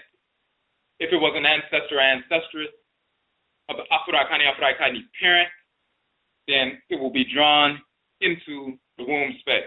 It doesn't matter if it was an Afurakani man and one of his ancestresses or one of his ancestors who has been guiding him since he was a little boy. And he grows up into a man, and they're guiding him. Listen, do not deal with the whites and their offspring. Do not connect with these spirits of disorder. And then he's listening to this culture and neglecting them, doesn't understand that, and copulates with this perverse beast, this cracker. whoever he copulates with, the spirit still is going to be drawn into the womb. So he forces one of his ancestors, for example, who may have been an Asante warrior. Now he forces that warrior who was waging war against the whites in Narrow Spring, against the British and so forth. Now he's forcing that warrior to come into the womb of a white female and be born with a polluted blood circle, coming into the womb lighter brown than he would have been if the man had copulated with an Afuraitkaitnut woman, because then his spirit would have come into the union of that sperm and ovum that would produce a black body. But he was connected to the male and connected, of course, to the sperm cells of the male energetically. That male connected with the white female and pulled that African spirit, Afurakanu spirit, into the womb. And then he's born later. But once again, he's the same Asante Okumfo warrior that he was in the past. He's the exact same individual. He's operating through a new body now, but he has the same the same spirit. He has the same Kra, soul, divine consciousness. So as he grows and develops and asks his father, where do we come from? And he engages his ancestral religious practices, and he invokes his Kra, and his Kra teaches him who he is, evokes his ancestresses and ancestors, his Nananom Nsamanfo, and they show him who he is. Then he cuts himself off from that white pseudo-mother who was never his mother in the first place. That's a criminal, that's an alien, that's an interloper, that's an infiltrator into our blood circle. He is not related to her. He's not related to any of her white so-called relatives. They are criminals. So he cuts her off. If she goes into the hospital, he prays to the Nsamanfo that she dies. And when she dies in the hospital, he doesn't go to the funeral because that's not his mother. We are taking our people back. It's like they ripped our people from the arms of our mothers during enslavement, never to be seen again. We are taking our people back from them, as we rightfully should. So when we re-embrace ancestral culture, we return our people and restore our people and recongregate and reconstitute our people. Once again, that changes our orientation and realigns us with reality. So the policies that we move forward with regard to interracial coupling, you find out what is the provenance of the spirit. And we have that technology. The systems of oracular divination are investigative tools of really, in reality, as we say, forensic spirituality. We look at the crime scene of enslavement and see what was polluted. And we look through that process through oracular divination, communicating directly with the Abosom, directly with the Nsamanfo, directly with the crowd, to find out exactly who's who and what's what. And when we make that determination and find out that this is one of our people, then we take our people back and cut them off from these crackers. So yes, that can happen, and that does happen. So we have the technology spiritually to find out who's who. And of course, even if we didn't initially engage that technology, the person begins to manifest who he is or who she is anyway. You'll notice in their behavior, if they're more aligned with the white side, if they're more aligned with the black side. When you want to go further and find out because you're not necessarily sure, then you can engage the ritual process and find out for sure and confirm that. And that is done every single day. When we engage divinatory practices just in a general sense, even beyond the whole notion of interracial coupling, we engage divinatory practices to find out why every child is returned to the womb. Just like the Yoruba will do divination for a child a certain number of days after the child is born to find out what their quote-unquote destiny is, their divine function is, and determine what name they should have and so forth. In the same fashion, Akhan find out why the child is here. The first indication is immediate because of the relationship the Akhan have forged with the Abosom, the Orisha, the Vodou, but the Abosom will govern the solar, lunar, and planetary bodies which animate the 7 days of the week. We are sent into the world on the day of the Abosom that we were assigned to pre-incarnation as a signifier, kind of Kra or Krawa that we have. So that's one reason, but then we also have divinatory practices as well, forms of Adebisa divination to find out who's who and what's what, and that's just across the board, just in general. But of course, if someone engaged in the perverse practice, the scourge of interracialism, you're still going to want to find out what is the provenance of this Sunsum, this spirit. Who is she? Who is he? And so forth. And once you determine that they're one of ours, then we reconstitute them, we take them back. Okay. So let's all right, let's get to this next principle, and then we're going to show how this works in another fact. Owunyan nipa na Akwamu, death wakes up those who sleep through life. So in general, that's talking about, of course, all of these proverbs, they're associated with the abosom. They govern the solar, lunar, and planetary bodies that govern, of course, the 7-day week. This holistic set of ancestral wisdom teachings carry the energy of the abosom of that solar, lunar, or planetary body, because it is those abosom who gave these mbe. And of course, when you look at these mbe, although we've translated them into the tree language, and they're derived from the abosom and the nsamanfo and so forth, when you look at them in general, they can be translated to any Afuraitkaitnut language across the board. For example, we talk about all of the whites and offspring of spirits of disorder. That is a cosmological and spiritual reality. Divinely hated, spirits of disorder. But all spirits of disorder are not white. So, of course, you have some of the Afuraitkaitnut people who become cancerous as well. All of the whites and offspring, and then a small percentage even of some of our own people become cancerous, who become our enemies as well. That is a reality. It's not just Akhan. It is across the board. It's a reality in creation. And the same thing with Watumi Fra Moja Nso Watumi Fra Nkra. The blood may be mixed, but the divine soul cannot be mixed. That is a reality that is experienced and confirmed through our direct practice. So the same is true of Owunyan Nipa Na Akwamu. Death wakes up those who sleep through life. So in general, what that deals with is this idea of you have a divine function to execute in creation. If you're Afuraitkaitnut, you're a cell within the great divine body. But if you neglect that because you get caught up in this perverse culture, this perverse way of life, and you neglect that throughout the course of your life, and then you make your transition and you die, the spirit, the Sunsum, separates from the body. And when the spirit Sunsum separates from the body, something happens, and something you notice immediately. You notice right away. What do you notice right away? First, there's no Jesus in the spirit realm. He don't exist. And what you've been listening to all your life has been a lie. There's no Muhammad's running around anywhere because these are fictional cartoon characters who never existed of any race or in any form whatsoever. We've proven that Jesus and Moses and Muhammad and Abraham and Isaac and Ishmael and Solomon and Sheba and Menelik and all of these characters never existed in any form or in any race whatsoever in our publication, Kuku Tuntum, the Ancestral Jurisdiction.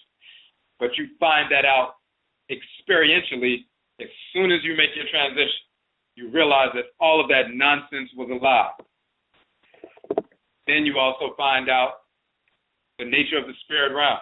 When someone makes their transition, if you were engaged in disorder, you were a wayward kind of individual, aimless kind of individual, not grounded and so forth, susceptible to being influenced negatively by other individuals.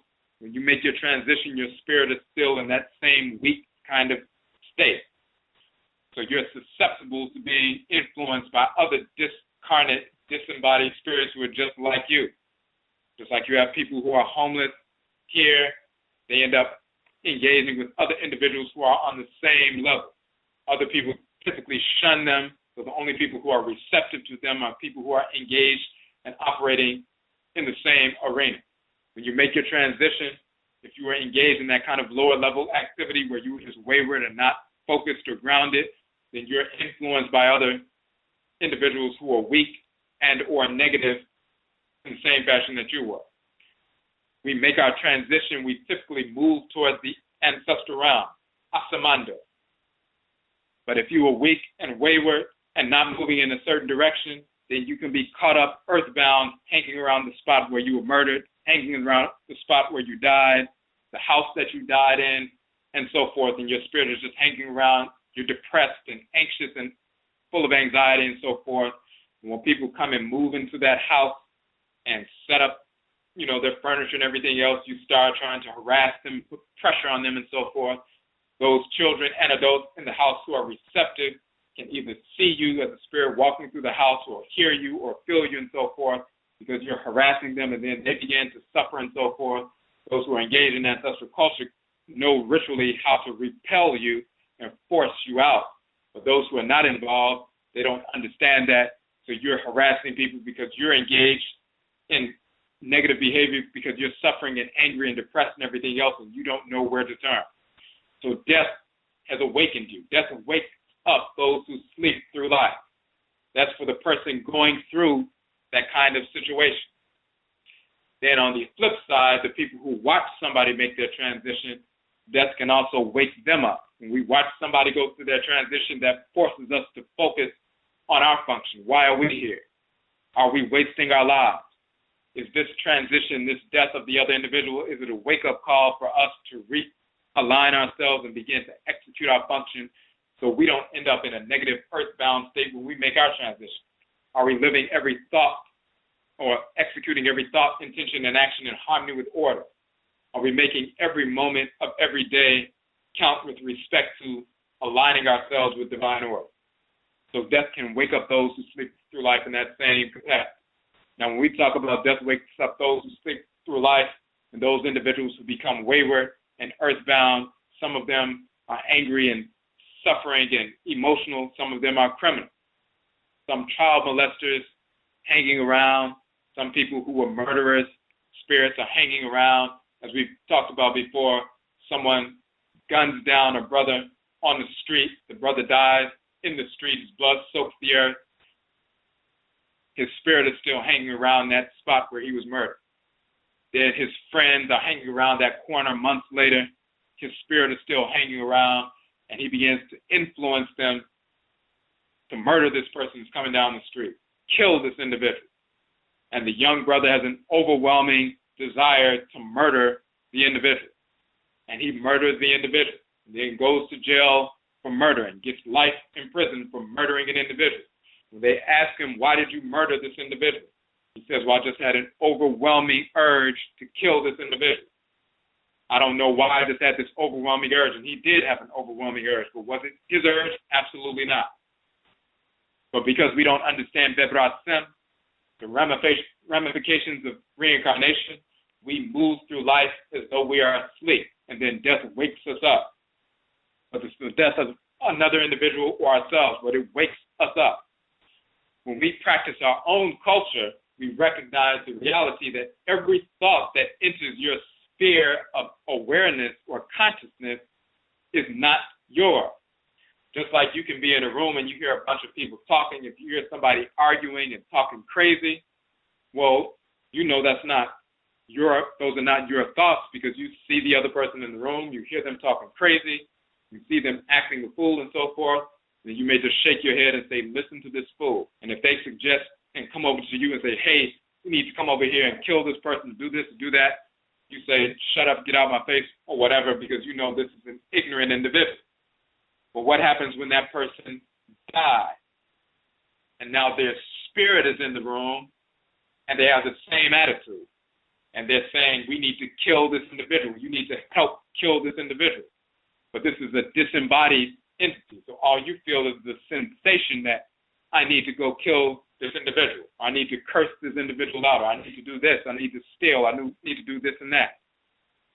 In our ancestral culture, every time an unusual thought enters our sphere of awareness, we automatically know that it has nothing to do with us. We know it's not coming from our cry because our cry is a divinity, the soul. It's a divine consciousness, a divinity that's an embodiment of divine order. So if some unusual thought enters our sphere of awareness and keeps presenting itself, we know it's a disembodied spirit. It's a discarnate, wayward ancestor, ancestress, or non-relative. And if it persists, then we do something ritually to repel that individual instantaneously. We know that as children, we know it as adults.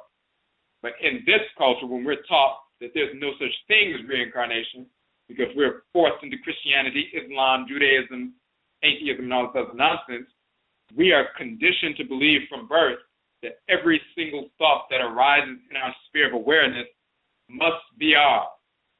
And therefore, if we have insane thoughts like killing people for no reason, like somebody just walking down the street, and all of a sudden we have an overwhelming desire to kill somebody or murder somebody or rape somebody or something like that, we assume that this is just something that's inside of us. And then we'll go to a therapist, psychologist, psychiatrist, and say, well, all of a sudden I had this overwhelming urge to just kill people. What's going on? Or rape people or engage in some perverse behavior, or steal or everything else. And then they start trying to probe you and ask you what happened with your father and your mother and early on in your life and all this other nonsense, because they have no clue about what's really happened. But in our traditional culture, when you understand the ramifications of reincarnation, any thought that arises that's unusual or abnormal, we identify immediately this is the communication of a disembodied spirit. Yes, every now and then we have foolish ideas or rationalizations or conditioning that we have incorporated because of our experiences, but we can tell the difference between that, our own memories and our own desires, and some unusual foreign thought entering our sphere of awareness, entering our stream of consciousness that's prompting us to engage in self-destructive behavior or destructive behavior, depression or suicide and all other kinds of nonsense. We know when it's a foreign thought. And even when we're wondering, is this coming from me or not, we know just intellectually and spiritually that the Okra never supports disorder. So if any disorder thought arises, you know it's not coming from your Kra because that's a deity. So it must be either a conditioning or some foreign thought. And either way, when you engage ritual, you can repel, whether it's a conditioning, you can eradicate that conditioning. If it's a foreign individual or entity, you can neutralize and repel that entity. When people operate on that fashion, we move through life because death has awakened those who sleep through life. If we don't understand that, we end up in mental health facilities. We end up in behavioral health programs. We end up going to see therapists, psychologists, getting on medication and all kinds of nonsense. And we did a broadcast, Therapist or the Rapist, Ancestral Religion versus Psychology, where we went into detail about that. But the key is understanding the ramifications of reincarnation. If you understand the ramifications of reincarnation, you will never get caught up foolishly in so-called mental health services because they have nothing to do with you. If you understand the provenance and the nature of these disembodied communications, you can neutralize them effectively and swiftly and move on with your life without any incident. So, before we move forward, we have 6 minutes left in the broadcast, or 5 minutes left in the broadcast online. If you want to listen beyond 11 o'clock, you must call in on the phone line so you can get on the phone line before 11 o'clock, and everybody who's on the phone line will be able to hear beyond 11 o'clock. If you are just listening online, in 5 minutes, it will cut off online, and only the people who are already on the phone will be able to hear. So the phone number is 657-383-0635, 657-383-0635. And you have a little bit less than 5 minutes to call in. 657-383-0635. Okay. So, and there was a question with regard to our earthbound spirits of Afurakanu drawn back into the wombs of disordered Afurakanu, Afuraitkaitnut. So yes, that does happen. People who are on a lower level, lower frequency, so to speak. If you, for example, in the physical world, if you're engaged in weekend activity, self-destructive activity, you tend to draw and connect with other individuals who are engaging in self-destructive activity. You're engaged in drug use, smoking marijuana, which of course is perverse and destructive to our abatum, our melanin, but it also sets us up to be receptive to weak, lower-level, discarnate relatives and non-relatives, and their foolish, perverse rationalization. This is why you have people who are smoking weed who come up with all kinds of ignorant rationalizations for being engaged in self-destructive activity. They sanction stupidity and make excuses for ignorant behavior on a regular basis. So it destroys our melanin, our abatum, but it also destroys our spiritual receptivity. So whether you're engaged in various forms of drug use, alcohol abuse, marijuana, crack cocaine, whatever it is, or sexual abuse or promiscuity or all kinds of nonsense, you're on that lower level of activity. You're only drawn in on the same frequency as other people who are engaged in that kind of lower level activity.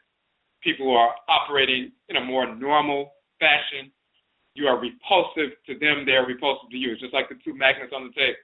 You engage in perverse behavior, you make yourself repulsive. You engage in disorder, you make yourself repulsive to order.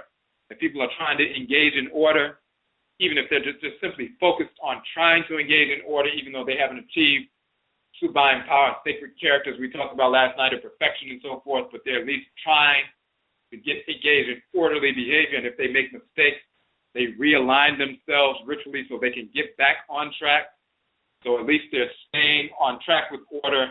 They fall off, but then they get right back on track, and they keep moving in that fashion. If their focus is order, and your focus is disorder, you make yourself repulsive to them, just like those magnets on the table repulsing one another.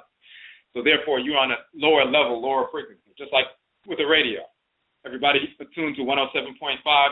All they can hear are people who are attuned to and call into 107.5. They can't hear any of the other frequencies until they change their frequency. If you are on the same lower level, repulsive kind of frequency, then you are only drawn and attracted to people who are on that same frequency. That's in life. And we see that with people who are engaged in drug use and promiscuity and all kinds of nonsense. When you make your transition, you're on the same level. You don't all of a sudden become a fake so-called quote-unquote angel. You don't become a divinity. You don't become an Orisha and so forth. You're the same individual.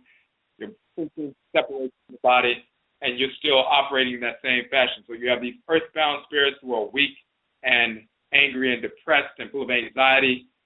Death wakes up those who sleep through life. They didn't align themselves with order consistently through life, and they're still wayward in death. But they're on that lower level frequency. Intergenerationally, they're operating like that in the spirit realm. And then when they're drawn into a womb, they typically are drawn to those descendants through one of those channels, one of those lanes of specific descendants of their blood circle who are on that same lower level frequency. And they're drawn into that kind of womb. And therefore, they're drawn into an environment where people are still engaged in lower level type of behavior. And they may be drawn into a womb where people are engaged in drug use, or people who are engaged in self-destructive activity, and people who are neglectful and not focused on raising children properly and so forth. And they're the kind of people who end up getting left, as a child. The people are sitting on the porch and the child is walking out towards the street and so forth because of what they did previously in their own lifetime. They set themselves up to be drawn to those lower level individuals in their blood circle later on, and even set themselves up to come in contact with all kinds of suffering. So we deal with that in our article and broadcast, Amanihunu, overcoming transcarnational suffering. How do we overcome that? How do we realign that? How do we protect such individuals who went through that process and now they're in vulnerable positions? The key to deal with that is the institutionalization of culture, which forms a bulwark against some of the all of the negative behaviors that we've been conditioned to engage in. So, yes, they can be drawn into lower level wombs or connected to lower level, sperm cells, the males that they're connected to in the family, and drawn into these wombs and so forth, and that causes the problem. So, I want to make sure we didn't miss that. All right, so we're going to take one on the calls on the phone line. Michio on the phone line, number 4197. You had a question or a comment? Michio, could you hear me? Michio, what's up? Yes. How you doing? It's Amma. I'm good. How you doing? I'm good. I had a quick question. If a black person makes a mistake and copulate with a white person, and they end up having, like twins or something, is it a possibility that one could come out African and one come out Achuadefo, or both Achuadefo, both African? Like, do you know how that works? Yeah, so they can come out, and it's a case-by-case situation. What kind of black person copulated with this Achuadefo? Were they the kind of individual who was just, a normal individual, but they were just simply brainwashed? Or were they somebody who was self-hating and really, were engaged in self-destructive activity? Not just the average black person who was brainwashed in America, but somebody who's really self-hating and can't stand anything, dealing with Afuraitkaitnut people, and always seeking the white star offspring and so forth. They're the kind of individual who would draw, these white spirits into the womb, and bring some of them back into the world. But if it's just an average black person who's brainwashed, typically we'll end up drawing our own ancestresses and into the world, whether it's singular, or if it's identical twins or fraternal twins and so forth.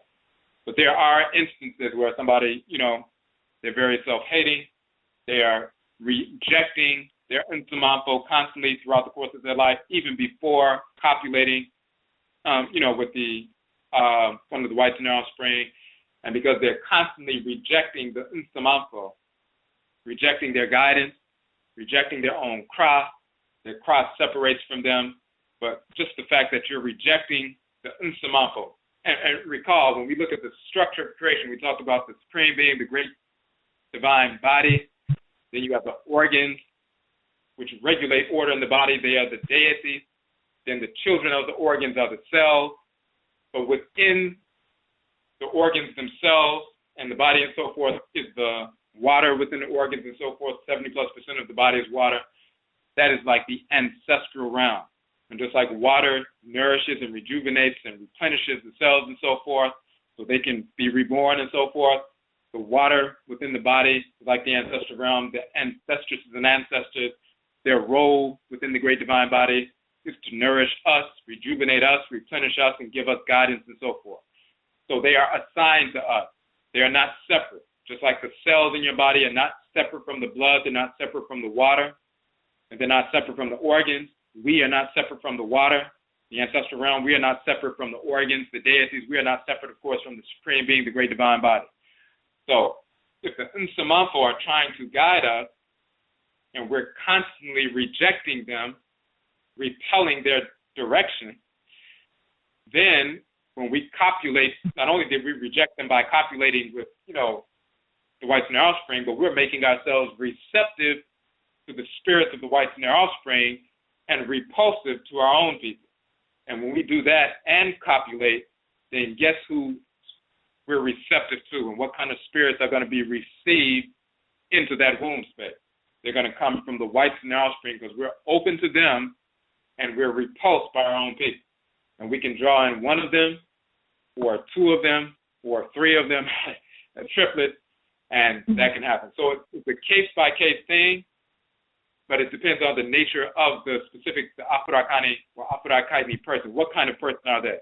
Are they making themselves repulsive to their own people? Because if they are, very often they'll make themselves more receptive to the whites in their offspring. If they're just simply brainwashed, but not necessarily, hating of their own kind, they just were brainwashed and taught that, all people are people and we need to all come together and all that nonsense, and they were neglecting what their Nsamanfo said, but they weren't necessarily hating. Typically they will bring their own people in, but even some of those individuals sometimes can bring one of the whites in our offspring in because they make themselves at one point or another very receptive to the whites and offspring, and they'll end up drawing a cracker into the womb. So it's a case-by-case thing. So, of course, understanding that, we must be diligent. We need to understand what our culture is, understand the ramifications of reincarnation, so that we can protect these womb spaces. So we not only do we not bring, of course we won't copulate with the whites and their offspring when we're diligent and connected, but even on our own side, we won't bring these, some of our relatives were child molesters, some of them were criminals, some of them were thieves, some of them were rapists and so forth. We're not trying to bring them back into the world either. So when we engage in ritual practice and purify the womb and purify the reproductive organs spiritually of the male and the female, then we block the womb spaces for these repulsive spirits as well. And it's always a case-by-case thing, but it is possible. Okay. All right. You answered my question. Thank you. Medase. Okay, Yeni Asede, and we appreciate the call.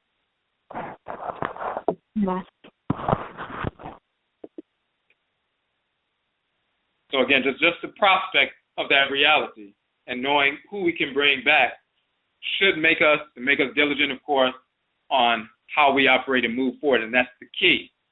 The ramifications of reincarnation, the spiritics of rebirth. When we understand the spiritics or the spiritual politics of rebirth, then we make different decisions.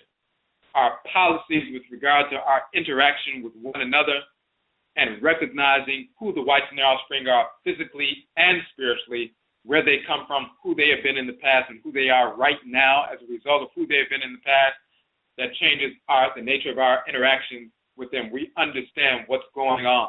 Of course, we're always naturally repulsive of them, but we move in an intelligent, focused fashion, and we seek to purify those womb spaces, purify the reproductive spaces of the males, the Afurakanu males, the Afuraitkaitnut females, so we bring in spiritually grounded ancestresses and ancestors.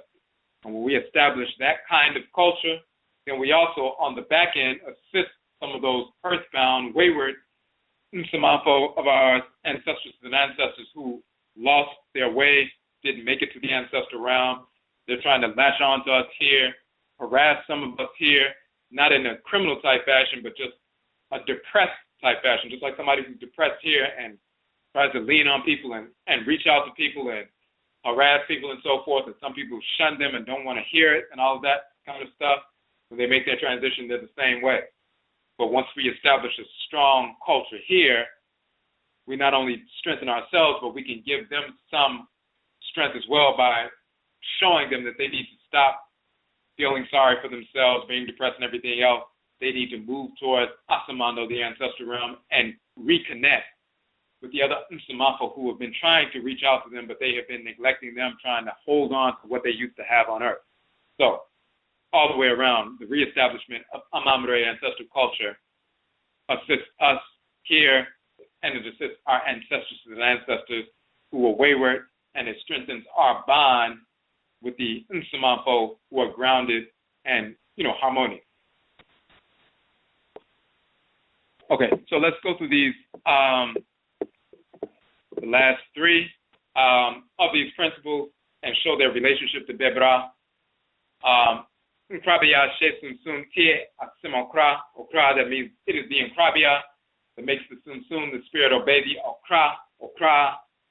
So we talked about we have a divine function that manifests as the nkra and nkrabia, the male and female aspect of that divine function.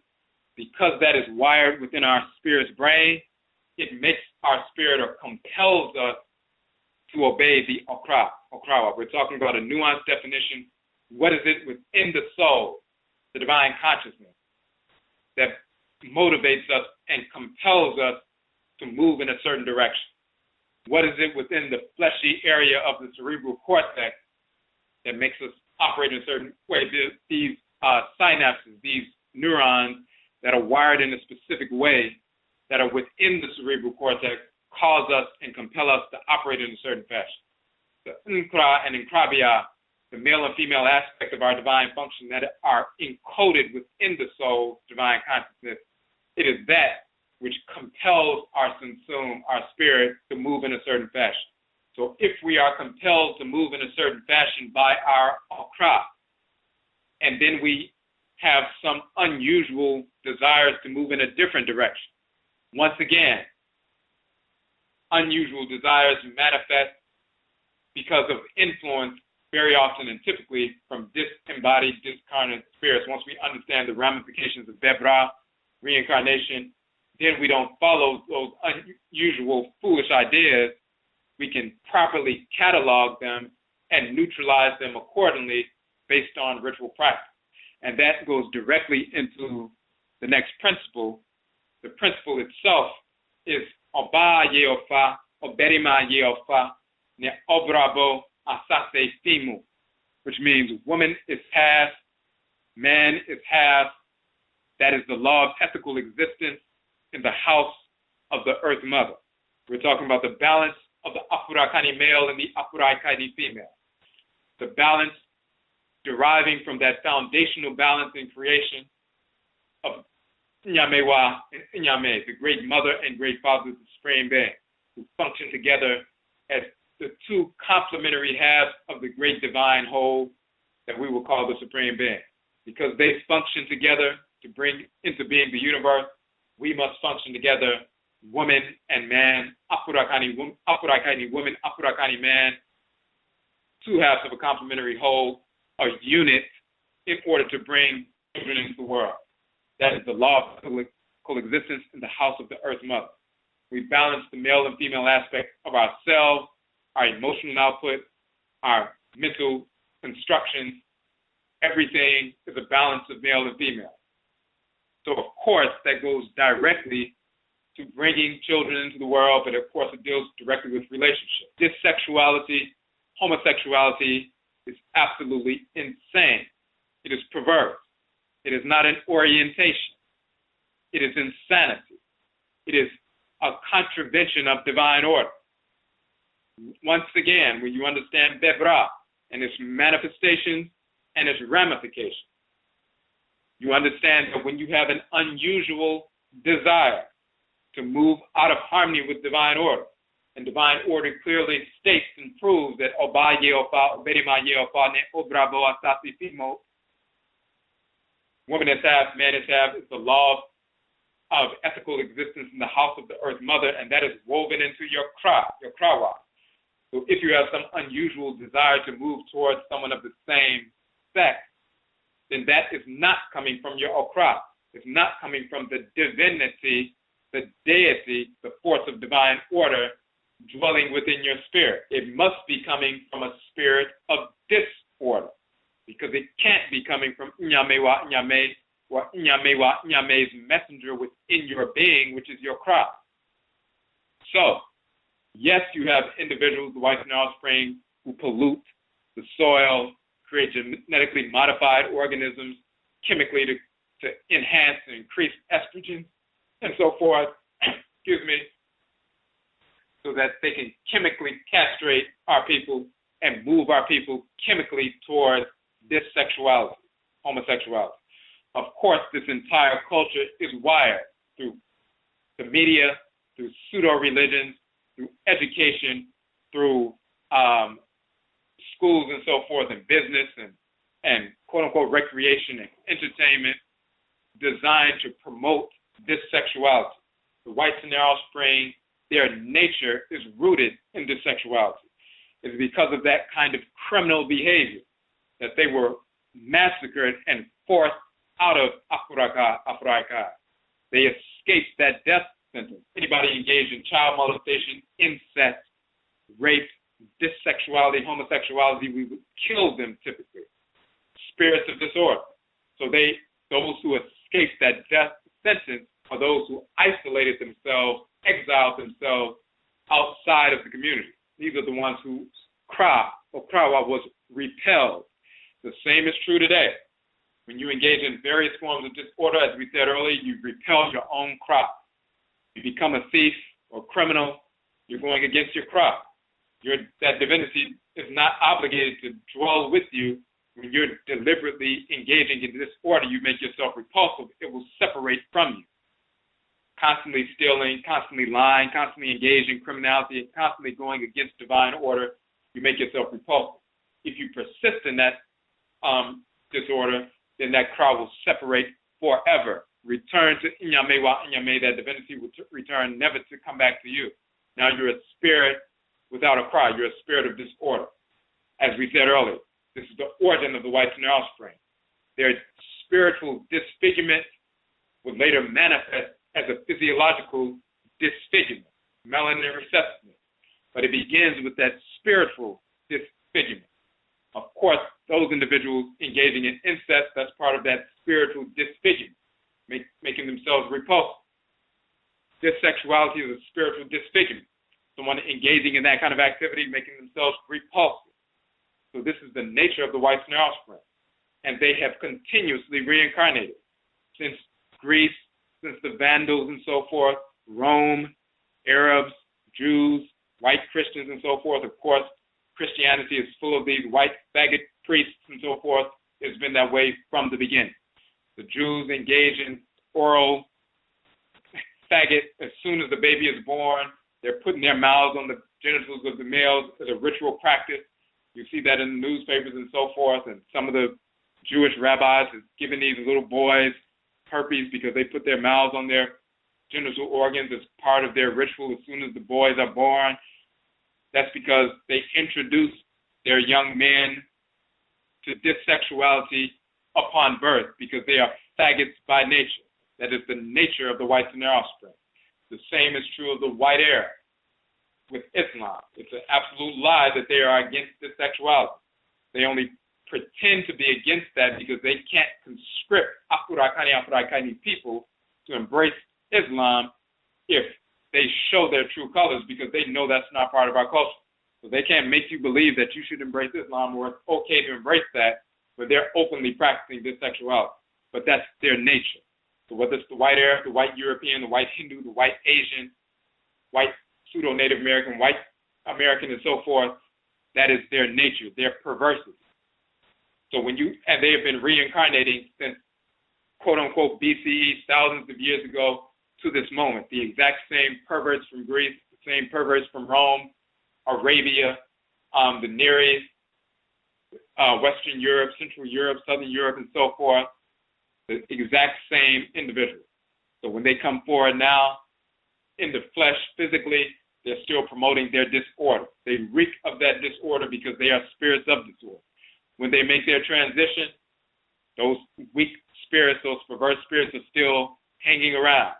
And especially if we engage foolishly in interracial coupling, then you bring not only that white spirit into the world, but even if you don't bring a white spirit into the world, even if you bring a black spirit into the world from your side of the family, but you copulate it with one of the whites in their offspring, there's a blood connection to that spirit because they're operating through a sperm and ovum united, a zygote. One half of it is connected blood-wise and magnetically, a weak magnetic connection to that white person's family. So their deceased relatives are connected to them. But then, of course, when the baby is born, those white deceased relatives of the white so-called parent begin to try to influence that child ever since they're growing up. But then you also have individuals who just spend all their time around the whites in their offspring, and they repel their Nsamanfo. And they put themselves in positions where they come in contact not only with the whites in their offspring, but the discarnate relatives of the whites in their offspring. Everybody has discarnate relatives around them at some point, including the whites in their offspring. Of course, all of theirs are spirits of disorder.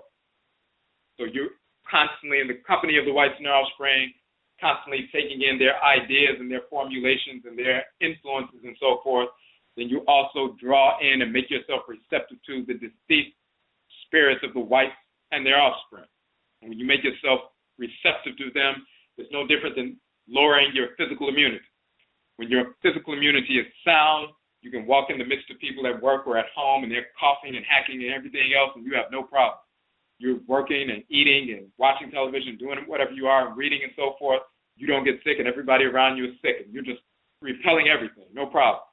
But when you don't eat right and you don't get enough sleep and you don't, take care of yourself, then your immunity begins to weaken, It becomes compromised, and the same little toxins or little viruses that normally you were able to repel, now they can enter you and take control. The same is true with these viral, discarnate spirits of the white snare offspring. If you weaken your spiritual immunity, and therefore you do not repel them, and they don't feel that repulsion coming from you because you're not aligning with your Kra. When you align with your Kra and your Instamafo and the Obosome, you make yourself repulsive to them. They can't get near you, just like that magnet on the table can't get near the other magnet naturally. It's repelled before it touches. If you don't generate that kind of repulsion, then you weaken yourself, and now you're attracted to, or they're able to get closer to you. And then they can influence you. They can project towards you, project their thoughts, their desires, their perversity. So you put yourself in their under their influence, and then the child, from the time they're 1, 2, or 3, or 4, somebody says, well, ever since I was a little kid, I was always drawn to someone of the same sex and repelled from people of the opposite sex. And of course, it's true because those discarnate white perverse spirits, as well as sometimes those black discarnate spirits who were controlled by the white snare offspring in life, and they were perverts and child molesters and so forth, and they made their transition, and they're still hanging around. They're trying to influence you into perverse, negative, criminal-type sexual deviant behavior. So, for example, these white spirits constantly trying to encourage the child, pushing them towards someone of the same sex, pushing ideas in them, entering into their dreams, entering into their consciousness, constantly trying to influence them. No different than somebody standing in front of you, talking over you while you're asleep, whispering in your ear about this sexuality, and then you begin to dream about it because you hear it. Sometimes you can fall asleep watching television, and then you dream about the people you were watching on television. You fall asleep listening to the radio, and you dream about whatever person is on the radio, as though you're having a real interaction with those people. A discarnate spirit simply making suggestions in your spiritual ear constantly while you're asleep or while you're awake, then they're feeding you that kind of information. And then you believe that these thoughts that are entering your consciousness must be yours because you don't understand the ramifications of reincarnation. So therefore, you have unusual thoughts, and you say, well, this must be me. Once you say that and embrace that false idea, then this culture kicks in. It's already set up. You've been set up. Because as soon as you say, this must be me, and this must be how I am, because this is what I feel, and it is a feeling that you have, but it's forced because someone is pushing you in that direction. But you have this feeling and you assume it's yours, then you begin to panic because you say, well, what's wrong with me? I don't want to be a dissexual. And then you become depressed or you become anxious, you become nervous. Then this culture begins to teach you the reason you're feeling nervous or anxious or depressed is not because you're having those feelings. The reason you're becoming nervous or anxious or depressed is because you're rejecting who you really are, and the response that you should have and the remedy is that you just simply need to finally embrace the reality that these feelings are who you are. You're really a faggot, or you need to be a transsexual or something and have a so-called sex change, and you need to finally be who you are. And once you do that, then you're going to embrace yourself, and all of these feelings are going to go away. And this culture brainwashes our people with that and fills our people's heads with that from the time we are children up through adulthood. And they are constantly ratcheting up that rhetoric. And of course, we see that today, all throughout the media, all throughout Facebook and everywhere else. Music, education, churches, everywhere. So once our people get that in their mindset as children, or sometimes not until they're adults, then they begin to believe, well, this must be me. And I'm simply denying my real self, so I better embrace it. And all it takes is for one of them to engage in some kind of act where somebody kisses them or touches them and so forth, and then they say, well, now it really happened. I must be a homo, or else this would not have happened to me. They would have chosen someone else. They wouldn't have tried to get with me. They must have seen something in me. It must be part of me. All of this kind of nonsense, because some discarnate spirits are constantly whispering in your ear, pushing you towards perversity. just like a child molester trying to convince a child that they need to go in the dark and hide with them and let them do whatever they're doing and don't tell anybody. And in reality, the only reason I picked you is because you really wanted me to do it and all this other nonsense. This is the same thing happening with youth as well as adults. These discarnate spirits forcing this information on people, and now they're believing that this is who they are. But when we understand the ramifications of reincarnation, as soon as that foolishness arises, instantaneously, whether a child or an adult, we know automatically that is not our thought. We know it has nothing to do with our cry. We know it's a criminal invader waging war against us. And we immediately marshal our forces to eradicate, neutralize, and exterminate that enemy, that spiritual perverse entity. And we engage in ritual practice to repel those entities and keep them neutralized and at bay perpetually. Very simple. Now, of course, there are other means by which people get involved in that behavior. Very often, the vast majority of our people get involved because of child molestation, sexual abuse, and so forth. But even with regard to that, they have the physical individual engaged in corrupting their minds, but after that takes place, and it has already happened, those discarnate spirits can get in and begin to fuel that as well and make them constantly engage in it. Some people who suffer from sexual abuse, they are the kind of individuals that once they go through that process, when they grow up, they end up becoming lawyers who work on behalf of abused children. They become police officers because they want to wage war against anybody who would touch a child. They become social workers, they become psychologists, they become psychiatrists, they become community support workers, human services agents, teachers, and so forth, because they want to dedicate their lives to protecting children from what they went into. But then you have other individuals who went through the same thing, and in the aftermath of that, those discarnate spirits were weighing heavily on them and constantly flooding their mind of what happened and trying to convince them that that should have happened and that's who they really are. And those individuals end up moving towards that dysexual behavior, engaging in more dysexual behavior, trying to seem like they're taking control of their lives by engaging in that and pretending as though, actually, I did this on my own. I really wanted to do it. Nobody forced me into it, as though they're, taking control of their lives. And the more they engage in that perverse behavior, they feel like the deeper they are getting into that perverse behavior and they can never get out. In reality, you can get out immediately, instantly, in a nanosecond, right now. Rejecting that behavior instantly. You can become celibate instantly. Once you become celibate instantly, then you begin to engage your nanadom and sumako so they can remove those perverse desires out of you. And Afurakani people have done that on a regular basis once they realign with their ancestral culture. So that's that piece. And the final piece, Sankofa Jira Subain Afurakanu Afuraitkaitnut. It is Sankofa that purifies the character. Afurakani people. Sankofa. Return, go, and grasp. Sankofa. That process purifies our character. When we say Sankofa, it's not simply reaching back into our most recent trustery to see what we did a few hundred years ago so that we can use that information to solve problems now. Our Sankofa process, since we've been the furthest removed from the continent and the furthest removed spiritually and culturally, we must Sankofa return, go and grasp from our ancestral past, going back to the original past or trustery, the original pact we made with Inyame, the Supreme Being, at the origin of creation, of our creation. When we were assigned a crop, what is our function to execute in creation? Who are the Nsamanfo who are assigned to us to guide us? We return, go and grasp them. And when we grasp them and then move forward, we move forward in a harmonious fashion.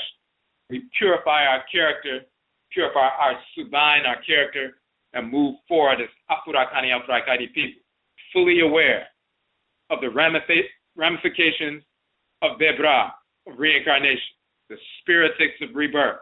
When we keep these things in mind, that changes our orientation. It realigns our orientation.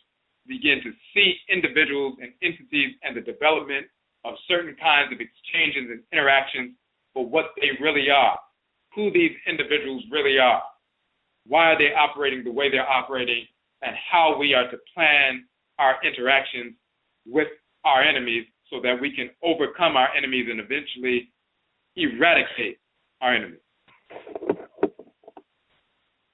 So let's want to go through right quick, make sure we didn't miss anything in the chat room. It's 11:30 already.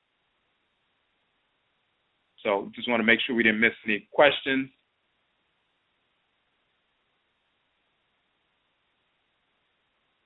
Just give us a second.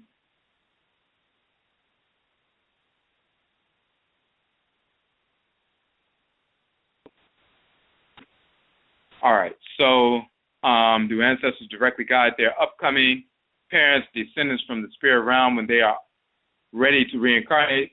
So yes, as long as they are in the ancestral realm, they are still guiding their descendants up until the point where it's time for them to be drawn into the womb. And very often those Nsamanfo, you have situations where the Nsamanfo will announce to the individual who they are, what their name is. So when they are born, they tell them what the name should be. And the mother will be receptive and will give that child the name that they were given by that child when they were an ancestor or ancestors before they came into the womb. This is one of the ways that we name our people because, we're being receptive. All right. Another question, did we ever incinerate our people going through transition that were not spiritually cultivated, or how did we treat their bodies? There are some groups that have burned the bodies of individuals and some groups that have not. Typically, the vast majority of our people, we, engage in embalming the body, allowing the body to be preserved, because the body, once it becomes preserved, becomes crystallized, and it becomes like a crystal. That's why in ancient Kemet, we mummified the body and so forth. What's really happening is the preservation of that body is the most potent ancestral shrine, the most potent magnifier of the ancestral energy of the person who used to take up residence in that body. So we crystallize it, it becomes a crystal, and then it is utilized for, ancestral communication as a shrine, as a magnifier of energy. That's and of course we have different embalming techniques all across the continent. We have, in our Akhan culture, that edurushe, which is medicine that hardens the body after the death state, the embalming process and so forth. Typically we have done that. There you have some groups who, yes, would incinerate the body. Sometimes, for example, in our Akhan culture, they'll even have certain kinds of names. So Sumina means incinerator. They'll name a child that is the kind of spirit, a negative kind of spirit that will return into the world to be born, and then they would die within a few days. And the parent would get pregnant again later, and that same spirit returns and then dies in a few days. And this negative kind of spirit who is doing that simply to taunt the parent, taunt their relatives and so forth. Then they will leave marks on the body and incinerate the body, call it sumina, meaning incinerator, and throw the body on a heap of garbage, showing that spirit that we're not going to allow you to continue to torture us like this. And that's just one way. That's in our Akhan tradition. That's just one way that they would deal with some kind of malevolent spirit who's doing those kind of things. But then at the same time, they must look at what are they doing themselves to make themselves receptive to that kind of spirit. What was going on in the clan that made them receptive or open for that kind of malevolent ancestral spirit to return in that fashion. Okay. There's a question. Okay, another question. Our ancestors used mummification in order to keep those transitioning from being interrupted by discarnate spirits hanging around. Is there anything we can use while we are alive that helps to repel discarnates and their effects? Yes, so there are different levels of protection.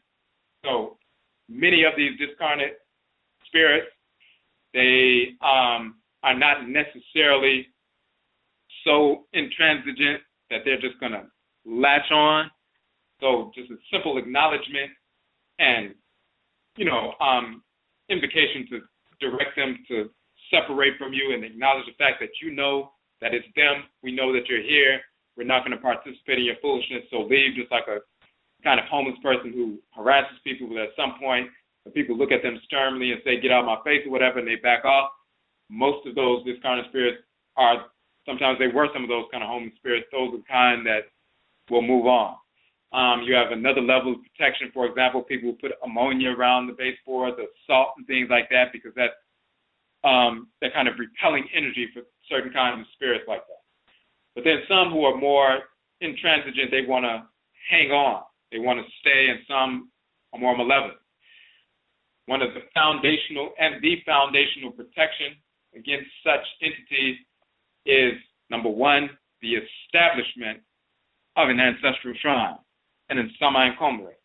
When you establish your shrine in your house and communicate directly with your Nananoma and Samafo, your spiritually cultivated ancestresses and ancestors of your blood circle, some of whom were assigned to you to assist you in your development, just like physically, if you were living alone and somebody tried to come into the house, but then you brought like 20 people in the house, and that person tried to come into the house, and everybody jumped that individual and beat them into the ground. In the same fashion, when you bring your people into the house and give them a space into the house, and that shrine is a magnifier of energy, as we said, just like a magnifying glass, intensifies the energy of the sun so that the leaves that are under the magnifying glass combust. That shrine becomes a magnifier of the energy of the Nsamanfo, so it becomes intense at that shrine, and because it's in the house, it becomes a repellent for these wayward spirits, and they can't get too close. Then, of course, dealing with your own crop is the number one repellent for these discarnate spirits. Aligning with order is the number one means to repel disorder. Because once you align with order, you have that protection of the spirits of divine order. But there's some lower level things, whether it's burning incense, smudging a house, using salt and stuff like that. That gets rid of most of them. But the ones who are a little bit extra, who want to continue to hang around, who are a little bit, stubborn and so forth, then you bring out the Nsamanfo, but we should be establishing a shrine to them as well. Then, of course, people use Akwamu or talismans, charging them up at the ancestral shrine of the shrine of the Abosom, and wearing those talismans around their neck, or, bracelets or whatever. Once they're charged up, they can repel these negative entities as well.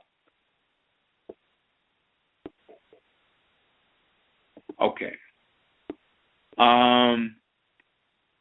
Okay, so it said, I got a little confused. Is it possible for a white spirit to come through Afurakani coupling as well?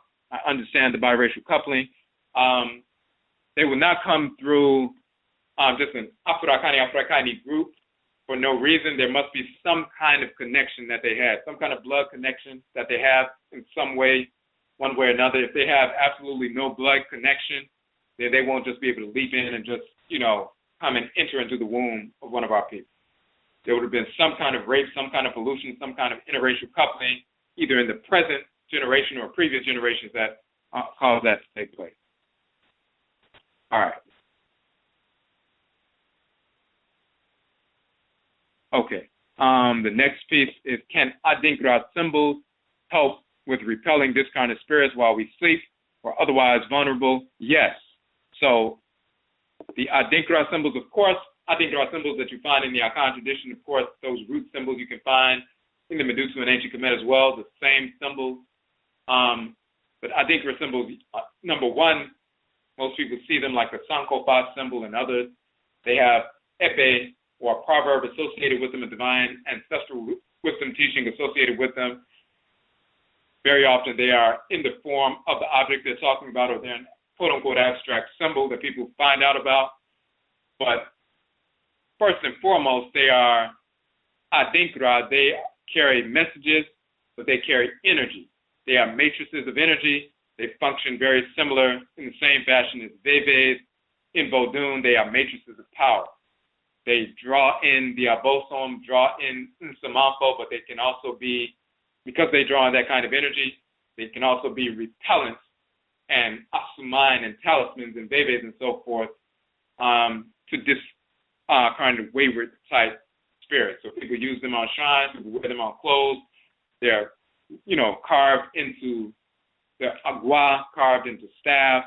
They are utilized ritually. They're not just to teach, proverbs and memorize doctrine and so forth. They are utilized ritually as matrices of energy.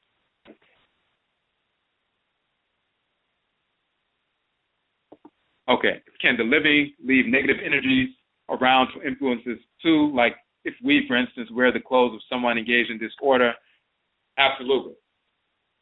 No different than eating after someone and then you can get sick, drinking after someone and you can, get sick, just like they can leave something physically behind that can cause physical illness. They can leave something spiritually behind and cause spiritual discord. Even if you just think about it on a lower level, a mundane level. Someone sprays on some perfume in the morning, like 8 o'clock in the morning, they go to work. Even by 11:30, they get on the elevator, you're on the elevator, or they get on the elevator and it comes up to a certain floor and they get off. You get on the elevator, their sin is still on the elevator. You go up a few more floors, they're long gone, and somebody else gets on the elevator and say, oh, who has on that perfume? That they left something in the elevator. It was on their bodies. It was radiating from their bodies because it was placed on their skin, and it's constantly emanating, and they left it there. And people can actually experience it.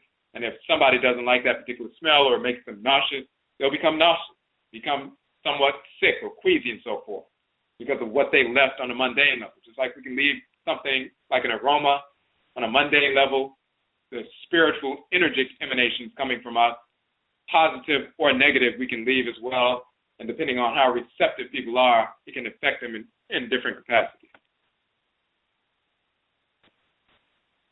Okay, so what we're going to do is, it's 11:43 right now, so we're going to end right now. If you're on the phone and you had a question or a comment, just send us an email directly through the website or send us a comment on Facebook, the Akhan Nanason group, or, on Twitter or Instagram or, wherever you want to comment. YouTube, we are Odwirafo on YouTube, Odwirafo on Twitter, Odwirafo on Instagram, Akhan Nanason Facebook group. You can connect with us. It's Kwesi Akhan on Facebook. You can also type in Odwirafo or Afuraitkaitnut. Follow us on Blog Talk, and when you join that follow button, when you click the follow button, you'll be on our list. So every time we send out information, you'll automatically receive that information. But you can also send us an email through the regular website with your questions or comments, and also check the Blog Talk Radio broadcast archive. This is the 141st broadcast. So all of the 141 broadcast archives you'll see on the site, and many of these broadcasts, when you look at the titles and so forth and descriptions, you can listen to all of them, download all of them. We go into these various topics in detail, including the information in our books where we go into detail in those books. Same with our videos. So check those out, but send us an email with those questions that you still have. Also, tomorrow we will be back on for Egua Marketplace Day. We will have our guests, Inaya Baruti and Mwalimu Baruti of Akwamu Institute in Atlanta. They have an event coming up, Complementarity, a 2-day event in Atlanta this weekend. We're going to talk about the publications, as well as the event, school, and so forth. So it's going to be a good show. Please check that out. We're going to post that information later tonight. For those who would like to support the work that we are doing, we have our 16 books. They are all free downloads within the softcover versions of our books. We do sell them. They range between $8 and $11. So if you would like to purchase those books, Yerase, we thank you for the support. If you have any questions, once again, hit us up on our website. We also have the Afuraitkaitnut.ning.com social network, which is a separate social network that we have. You can join that, create a profile. We post images and blogs and discussions and videos and everything else. It's similar to Facebook, but it's on our own individual, independent social network. Afuraitkaitnut.ning.com. So again, Yedase, we thank you for tuning in, and Yebeshiabio, we will meet again.